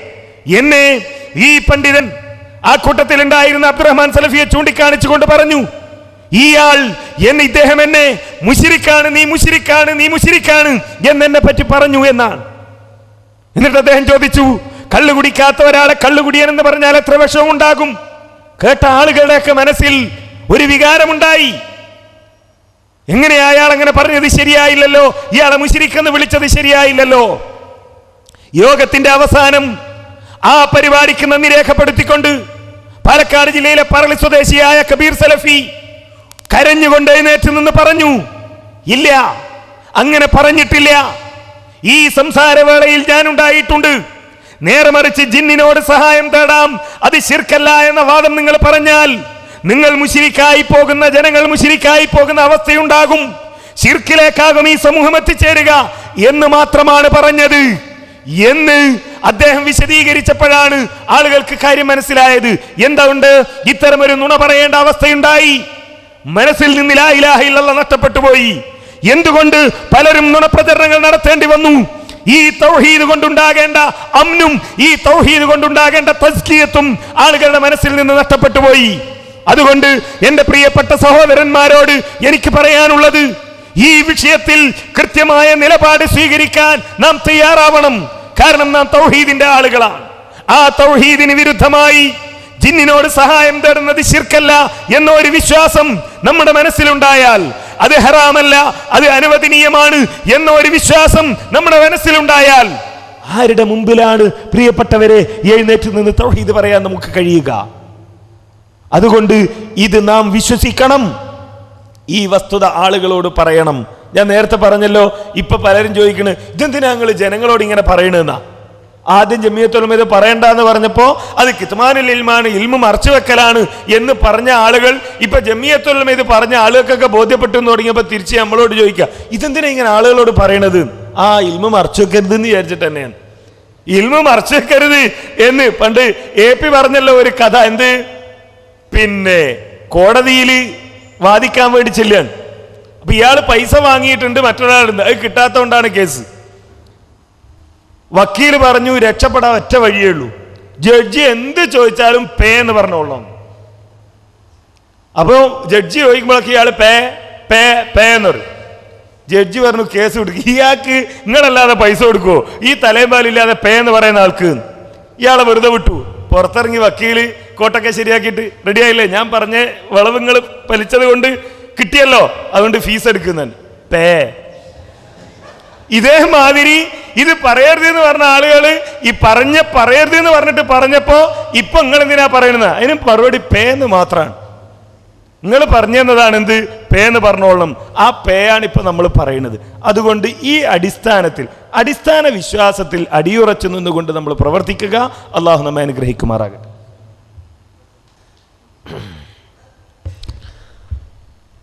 ബഹുമാന്യരെ, അള്ളാഹുവിൻ്റെ മഹത്തായ അനുഗ്രഹത്താൽ ഇത്രയും സമയം ഒരുപാട് വിവാദങ്ങൾക്കും തെറ്റിദ്ധാരണകൾക്കും വിധേയമായിട്ടുള്ള ഒരു വിഷയത്തെ അധികരിച്ചുകൊണ്ട് മനസ്സ് തുറന്ന് സംസാരിക്കാനും വിശദീകരിക്കുവാനുമുള്ള തൗഫീക്ക് നമുക്ക് ലഭിച്ചു. അള്ളാഹു സുബ്ഹാനഹു വ തആല ഇതവൻ്റെ അടുക്കൽ സ്വീകാര്യമായ പ്രതിഫലാർഹമായ ഒരു പ്രവർത്തനമായി സ്വീകരിക്കുമാറാകട്ടെ. ലാ ഇലാഹ ഇല്ലല്ലാ എന്ന കലിമത്ത് തൗഹീദിന് വേണ്ടി വാദിക്കുകയും അതിനുവേണ്ടി ജീവിക്കുകയും അതിനുവേണ്ടി ആക്ഷേപങ്ങൾ സഹിക്കുകയും അതിനുവേണ്ടി എല്ലാ തരത്തിലും പ്രയാസങ്ങൾ അനുഭവിക്കുകയും ചെയ്തുകൊണ്ട് പ്രവർത്തിക്കുന്നവരാണ് മുജാഹിദുകൾ. നമ്മുടെ ആദർശത്തിന് വ്യക്തതയുണ്ട്, നമ്മുടെ നിലപാടുകൾക്ക് വ്യക്തതയുണ്ട്, നമ്മുടെ തീരുമാനങ്ങൾക്ക് വ്യക്തതയുണ്ട്. ജീവിതത്തിൻ്റെ ഒരു സാഹചര്യത്തിലും പടപ്പുകളോട് പ്രാർത്ഥിക്കാൻ പാടില്ല, ഏകനായ സൃഷ്ടാവിനോട് മാത്രമാണ് പ്രാർത്ഥിക്കേണ്ടത് എന്ന വ്യക്തമായ സുന്ദരമായ ആദർശം കേരള സമൂഹത്തിന് പഠിപ്പിച്ചു കൊടുത്തവരാണ് മുജാഹിദുകൾ. അതിന് വിപരീതമായ നിലപാടുകൾ വളരെ ശക്തമായി എതിർത്തവരുമാണ്. ജീവിതത്തിൻ്റെ ഒരു ഘട്ടത്തിലും മരിച്ചവരോടോ അതുപോലെ തന്നെ ജിന്നുകളോടോ മലക്കുകളോടോ പ്രാർത്ഥിക്കാൻ പാടില്ല, സഹായം തേടാൻ പാടില്ല എന്ന് മാത്രമല്ല, അങ്ങനെ ആരെങ്കിലും സഹായം തേടിയാൽ അത് ശിർക്കാണ് എന്ന് വിശുദ്ധ ഖുർആനിൻ്റെ ആയത്തും ഹദീസും ഓതി ഈ കേരള ജനതയെ പഠിപ്പിച്ചവരാണ് നമ്മൾ. ഇനി ഒരാൾ അത് ജിന്നുകളോട് തേടിയാൽ ശിർക്കല്ല എന്ന വാദത്തിലേക്ക് മാറിപ്പോവുകയാണെങ്കിൽ ഒരിക്കലും അതിനോട് യോജിക്കാൻ തൗഹീദി ബോധമുള്ള ലാ ഇലാഹ ഇല്ലല്ലാ എന്ന കലിമത്ത് തൗഹീദിൽ വിശ്വാസമുള്ള ഒരു വിശ്വാസിക്ക് സാധിക്കുകയില്ല. നമ്മുടെ കൂറും നമ്മുടെ ബന്ധവും നമ്മുടെ മനസ്സും നമ്മുടെ എല്ലാ നിലയിലുള്ള അർപ്പണവും ഏകനായ അള്ളാഹുവിനെ സമർപ്പിക്കുകയും അവൻ ലോകത്തിന് അവതരിപ്പിച്ച വഹയിൽ വിശ്വസിക്കുകയും ചെയ്തവരാണ് ഞാനും നിങ്ങളും. ഖുർആനും സുന്നത്തും നമ്മോട് പറഞ്ഞത് നമ്മൾ സ്വീകരിക്കുകയാണ്. അത് യാതൊരുവിധ മടിയുമില്ലാതെ, തടസ്സവുമില്ലാതെ, പ്രതിബന്ധവുമില്ലാതെ നേർക്കുനേരെ പ്രമാണങ്ങളെ സ്വീകരിക്കുകയും വഹയിനെ അംഗീകരിക്കുകയും ചെയ്യുന്നവരാണ് നമ്മൾ. അതുകൊണ്ട് തന്നെ ഇവിടെ പറയപ്പെട്ടതുപോലെ ജിന്നുകളോട് സഹായം തേടാൻ പാടില്ലെന്ന് മാത്രമല്ല, ആരെങ്കിലും സഹായം തേടിയാൽ അത് ശിർക്കാണ് എന്ന് പറയാൻ ഒരിക്കലും നമുക്ക് യാതൊരുവിധ മടിയുമില്ല. നമ്മുടെ പ്രമാണങ്ങൾ നാം സ്വീകരിച്ചത്, നമ്മുടെ മതവിധികൾ നാം സ്വീകരിച്ചത് സ്വഹീഹായ ഹദീസിൻ്റെ അടിസ്ഥാനത്തിലാണ്. ദുർബല ഹദീസുകളുടെ അടിസ്ഥാനത്തിൽ ഹുക്കുമുകളെ സ്വീകരിച്ചവരല്ല നമ്മൾ. ആരെങ്കിലും ദുർബല ഹദീസുകളുടെ അടിസ്ഥാനത്തിൽ അഅ്മാലുകളെയോ അഖീദയെയോ ക്രമീകരിച്ചിട്ടുണ്ടെങ്കിൽ അതിനെ വളരെ ശക്തമായി എതിർക്കുകയും നൂറ്റാണ്ടുകൾ പഴക്കമുള്ള സംഗതിയാണതെങ്കിൽ പോലും പ്രമാണങ്ങൾ വെച്ചുകൊണ്ട് അത് സമൂഹത്തെ ബോധവൽക്കരിക്കുകയും ചെയ്തവരാണ് മുജാഹിദുകൾ. അതുകൊണ്ട് ദുർബലമായൊരു ഹദീസിൻ്റെ അടിസ്ഥാനത്തിൽ ഒരു വിധി സ്വീകരിച്ചിട്ട് ഒരു മസ്അല രൂപപ്പെടുത്തിയിട്ട് വസ്വാസിലാകേണ്ടവരോ അഭിപ്രായ ഭിന്നതയിലാകേണ്ടവരോ അല്ല നമ്മൾ. നമുക്കറിയാം, സാങ്കല്പിക മസ്അലകളുടെ പിന്നാലെ പോയവരുമല്ല മുജാഹിദുകൾ. മുമ്പ് ഒരുപാട് സാങ്കല്പിക മസ്അലകൾ ഉണ്ടാക്കിയവരുണ്ട്. വുദു എടുക്കുമ്പോൾ അതിൻ്റെ മസ്അല പറയുമ്പോൾ ഒരാളുടെ കയ്യിൽ ഒരു രോമം മുളച്ചു, എന്നിട്ട് ആ രോമം ഇങ്ങനെ നീണ്ട് ഏതുവരെ? കാൽപാദം വരെ. അങ്ങനെ ഈ കാൽപാദം വരെ കൈയുടെ വെള്ളയിൽ നിന്ന് രോമം മുളച്ചിട്ട് നീണ്ട അയാൾ വുദു എടുക്കുമ്പോൾ വിരലിൻ്റെ അറ്റം വരെ തടയാൻ മതിയോ അതോ ഈ രോമത്തിൻ്റെ അറ്റം വരെ തടവണോ വേണ്ടേ എന്ന ചർച്ച കേരളക്കരയിൽ വളരെ സജീവമായി നടന്ന കാലഘട്ടത്തിൽ, അല്ല കൂട്ടരെ, കൈയുടെ വെള്ളയിൽ മുടി മുളക്കുമോ എന്ന ഒറ്റ ചോദ്യം കൊണ്ട് ഈ സമുദായത്തെ ഉത്ബുദ്ധരാക്കിയ നമ്മെ സംബന്ധിച്ചിടത്തോളം സാങ്കല്പിക മസാലകൾ അതിൻ്റെ പിന്നാലെ പോകേണ്ടവരല്ല. നേരെ മറിച്ച് ഒരു കാര്യം ആ പ്രമാണത്തിൽ നിന്ന് മനസ്സിലാക്കുമ്പോൾ സലഫുകൾ മനസ്സിലാക്കിയതുപോലെ, സലഫു സാലിഹുകൾ മനസ്സിലാക്കിയതുപോലെ പ്രമാണബദ്ധമായി അതിനെ മനസ്സിലാക്കണം എന്ന് പറയുകയും ആ വിഷയത്തിൽ ശഠിക്കുകയും ചെയ്യുന്നവരാണ് മുജാഹിദുകൾ. ഒരു ഹദീസ് അത് മുഅ്ജിസത്താണ്, നബിയിൽ നിന്ന് വന്ന മുഅ്ജിസത്താണ് എന്ന് ബോധ്യപ്പെട്ടാൽ അത് മുഅ്ജിസത്താണെന്ന് അംഗീകരിക്കുക, അത് മുഅ്ജിസത്തായി തന്നെ മനസ്സിലാക്കുക. ഒരാൾ ഒരു ഹദീസിനെ നിഷേധിച്ചാൽ അവൻ സർവ്വ ഹദീസുകളെയും നിഷേധിച്ചവനെ പോലെയാണ് എന്നീ സമുദായത്തെ പഠിപ്പിച്ചവരാണ് നമ്മൾ.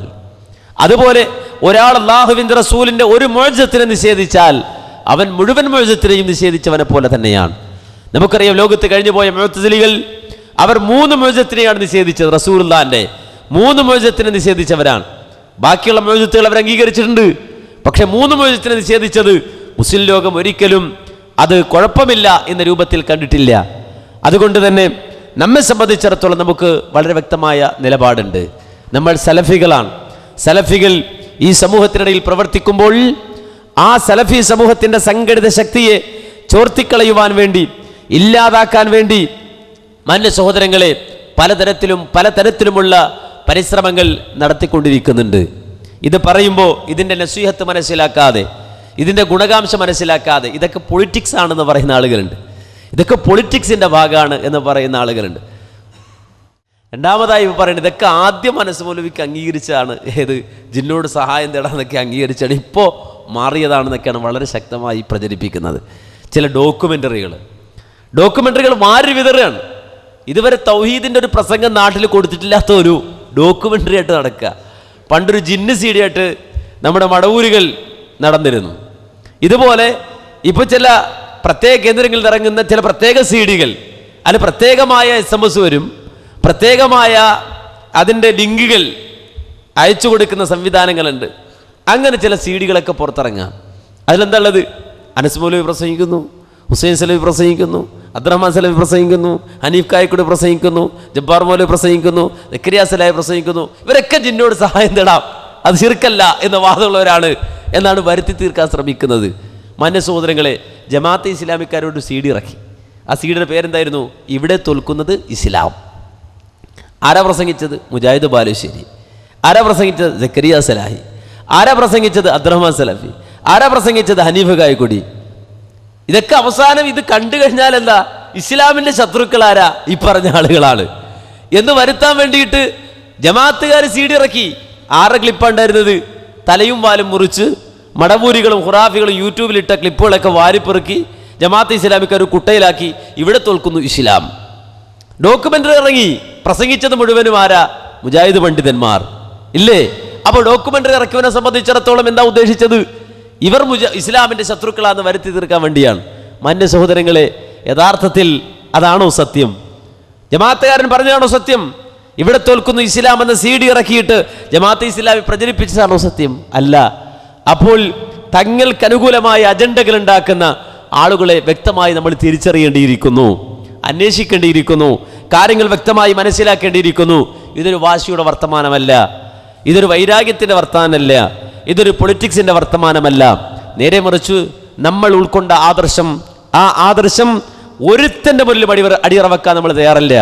നേരത്തെ പറഞ്ഞ മടവൂരിയുടെ മുന്നിലോ ഖുബൂരിയുടെ മുന്നിലോ അതല്ലെങ്കിൽ ഖുറാഫിയുടെ മുന്നിലോ ജമാഅത്തുകാരൻ്റെ മുന്നിലോ അടിയറ വെക്കാത്ത ശുദ്ധമായ തനിമയാർന്ന തെളിമയാർന്ന ഈ സമൂഹത്തിൽ അജയ്യതയോടെ നിലനിൽക്കുന്ന ഉന്നതമായ ആദർശത്തിൻ്റെ വാഗ്ദാക്കളാണ് ഞാനും നിങ്ങളുമെന്ന് മനസ്സിലാക്കിയിട്ട് വളരെ ശക്തമായി തന്നെ നമ്മുടെ തൗഹീദി പ്രചരണവുമായി മുന്നോട്ട് പോവുക. നമുക്കറിയാം, മുജാഹിദ് സമ്മേളനം കടന്നു വരികയാണ്. ആ മുജാഹിദ് സമ്മേളനത്തിൻ്റെ ശക്തമായ പ്രചരണത്തിലേക്ക് ഞാനും നിങ്ങളും ഇറങ്ങുക. ഈ സമൂഹത്തെ ബോധവൽക്കരിക്കുക, ഈ സമൂഹത്തിൻ്റെ നന്മയ്ക്ക് വേണ്ടി വർത്തിക്കുക, ഈ ജനതയ്ക്ക് ഖുർആനും സുന്നത്തും പഠിപ്പിച്ചു കൊടുക്കാൻ വേണ്ടി നമ്മുടെ സമയവും നമ്മുടെ ആരോഗ്യവും ചെലവാക്കുക. അനാവശ്യമായ ചർച്ചകളിൽ നിന്നും അതുപോലെ തന്നെ തെറ്റായ പ്രചരണങ്ങളിൽ നിന്ന് ഒഴിവായി നിൽക്കുക. സാധാരണ പറയാറുണ്ട് നമ്മളൊക്കെ സലഫികളാണെന്നാ. നമുക്കെന്താ പ്രത്യേകത? സലഫികളെന്ന് പറഞ്ഞാൽ നല്ല താടി ഉണ്ട് എന്നാ. താടി വേണം. നിര്യാണിക്ക് മുകളിൽ വസ്ത്രം എടുത്തിട്ടുണ്ട്, ശരിയാണ് എന്നാ. പക്ഷേ അയക്കടെ SMS-ലോ ഒരു സലഫിയത്തും ഇല്ല. എന്ത്? SMS-ൽ സലഫിയത്തില്ലേ? ഇമെയിലിൽ സലഫിയത്തില്ലേ? പ്രചരണം നടത്തുമ്പോൾ സലഫിയത്തില്ലേ? അവിടെ ഒന്നും ഇസ്ലാമിൽ സലഫികൾക്കൊരു മാർഗവും മാതൃകയൊന്നും ഇല്ലേ? അല്ല, നമ്മൾ മനസ്സിലാക്കണം. അപ്പോൾ വേഷഭൂഷാദികൾ അത് മാത്രം സലഫിയത്തായ പോരാ. വേഷഭൂഷാദികൾ സലഫിയത്താകുന്നത് പോലെ നമ്മുടെ ഹൃദയം, നമ്മുടെ ഖൽബ്, നമ്മുടെ ഈമാൻ, നമ്മുടെ അഖീദ, നമ്മുടെ ഇടപെടൽ, നമ്മുടെ പെരുമാറ്റം ഇതെല്ലാം സലഫിയത്താകണം, സലഫിയത്തിൻ്റെ മാർഗത്തിലാകണം. ആ മാർഗം സ്വീകരിച്ച് നല്ലവരായി ജീവിക്കണം. അല്ലാഹു സുബ്ഹാനഹു വ തആല അത്തരത്തിൽ നല്ലവരായി ജീവിക്കാനും ആ രൂപത്തിൽ ജീവിച്ച് നല്ലവരായി മരിക്കാനുമുള്ള തൗഫീഖ് തന്ന് നാം എവരെയും അനുഗ്രഹിക്കുമാറാകട്ടെ. നമ്മിൽ നിന്ന് വന്നുപോയ തെറ്റുകുറ്റങ്ങൾ അല്ലാഹു സുബ്ഹാനഹു വ തആല പുറത്തു മാപ്പാക്കി തരുമാറാകട്ടെ. റബ്ബനാ തഖബ്ബൽ മിന്നാ ഇന്നക അൻതസ് സമീഉൽ അലീം വതുബ് അലൈനാ ഇന്നക അൻതത് തവ്വാബുർ റഹീം. റബ്ബനാ ഇഗ്ഫിർ ലനാ വലിഇഖ്വാനിനാ അല്ലദീന സബഖൂനാ ബിൽ ഈമാൻ വലാ തജ്അൽ ഫീ ഖുലൂബിനാ ഗില്ലൻ ലില്ലദീന ആമനൂ റബ്ബനാ ഇന്നക റഊഫുർ റഹീം. വൽഹംദുലില്ലാഹി റബ്ബിൽ ആലമീൻ. അസ്സലാമു അലൈക്കും വറഹ്മത്തുള്ളാഹി വബറകാതുഹു.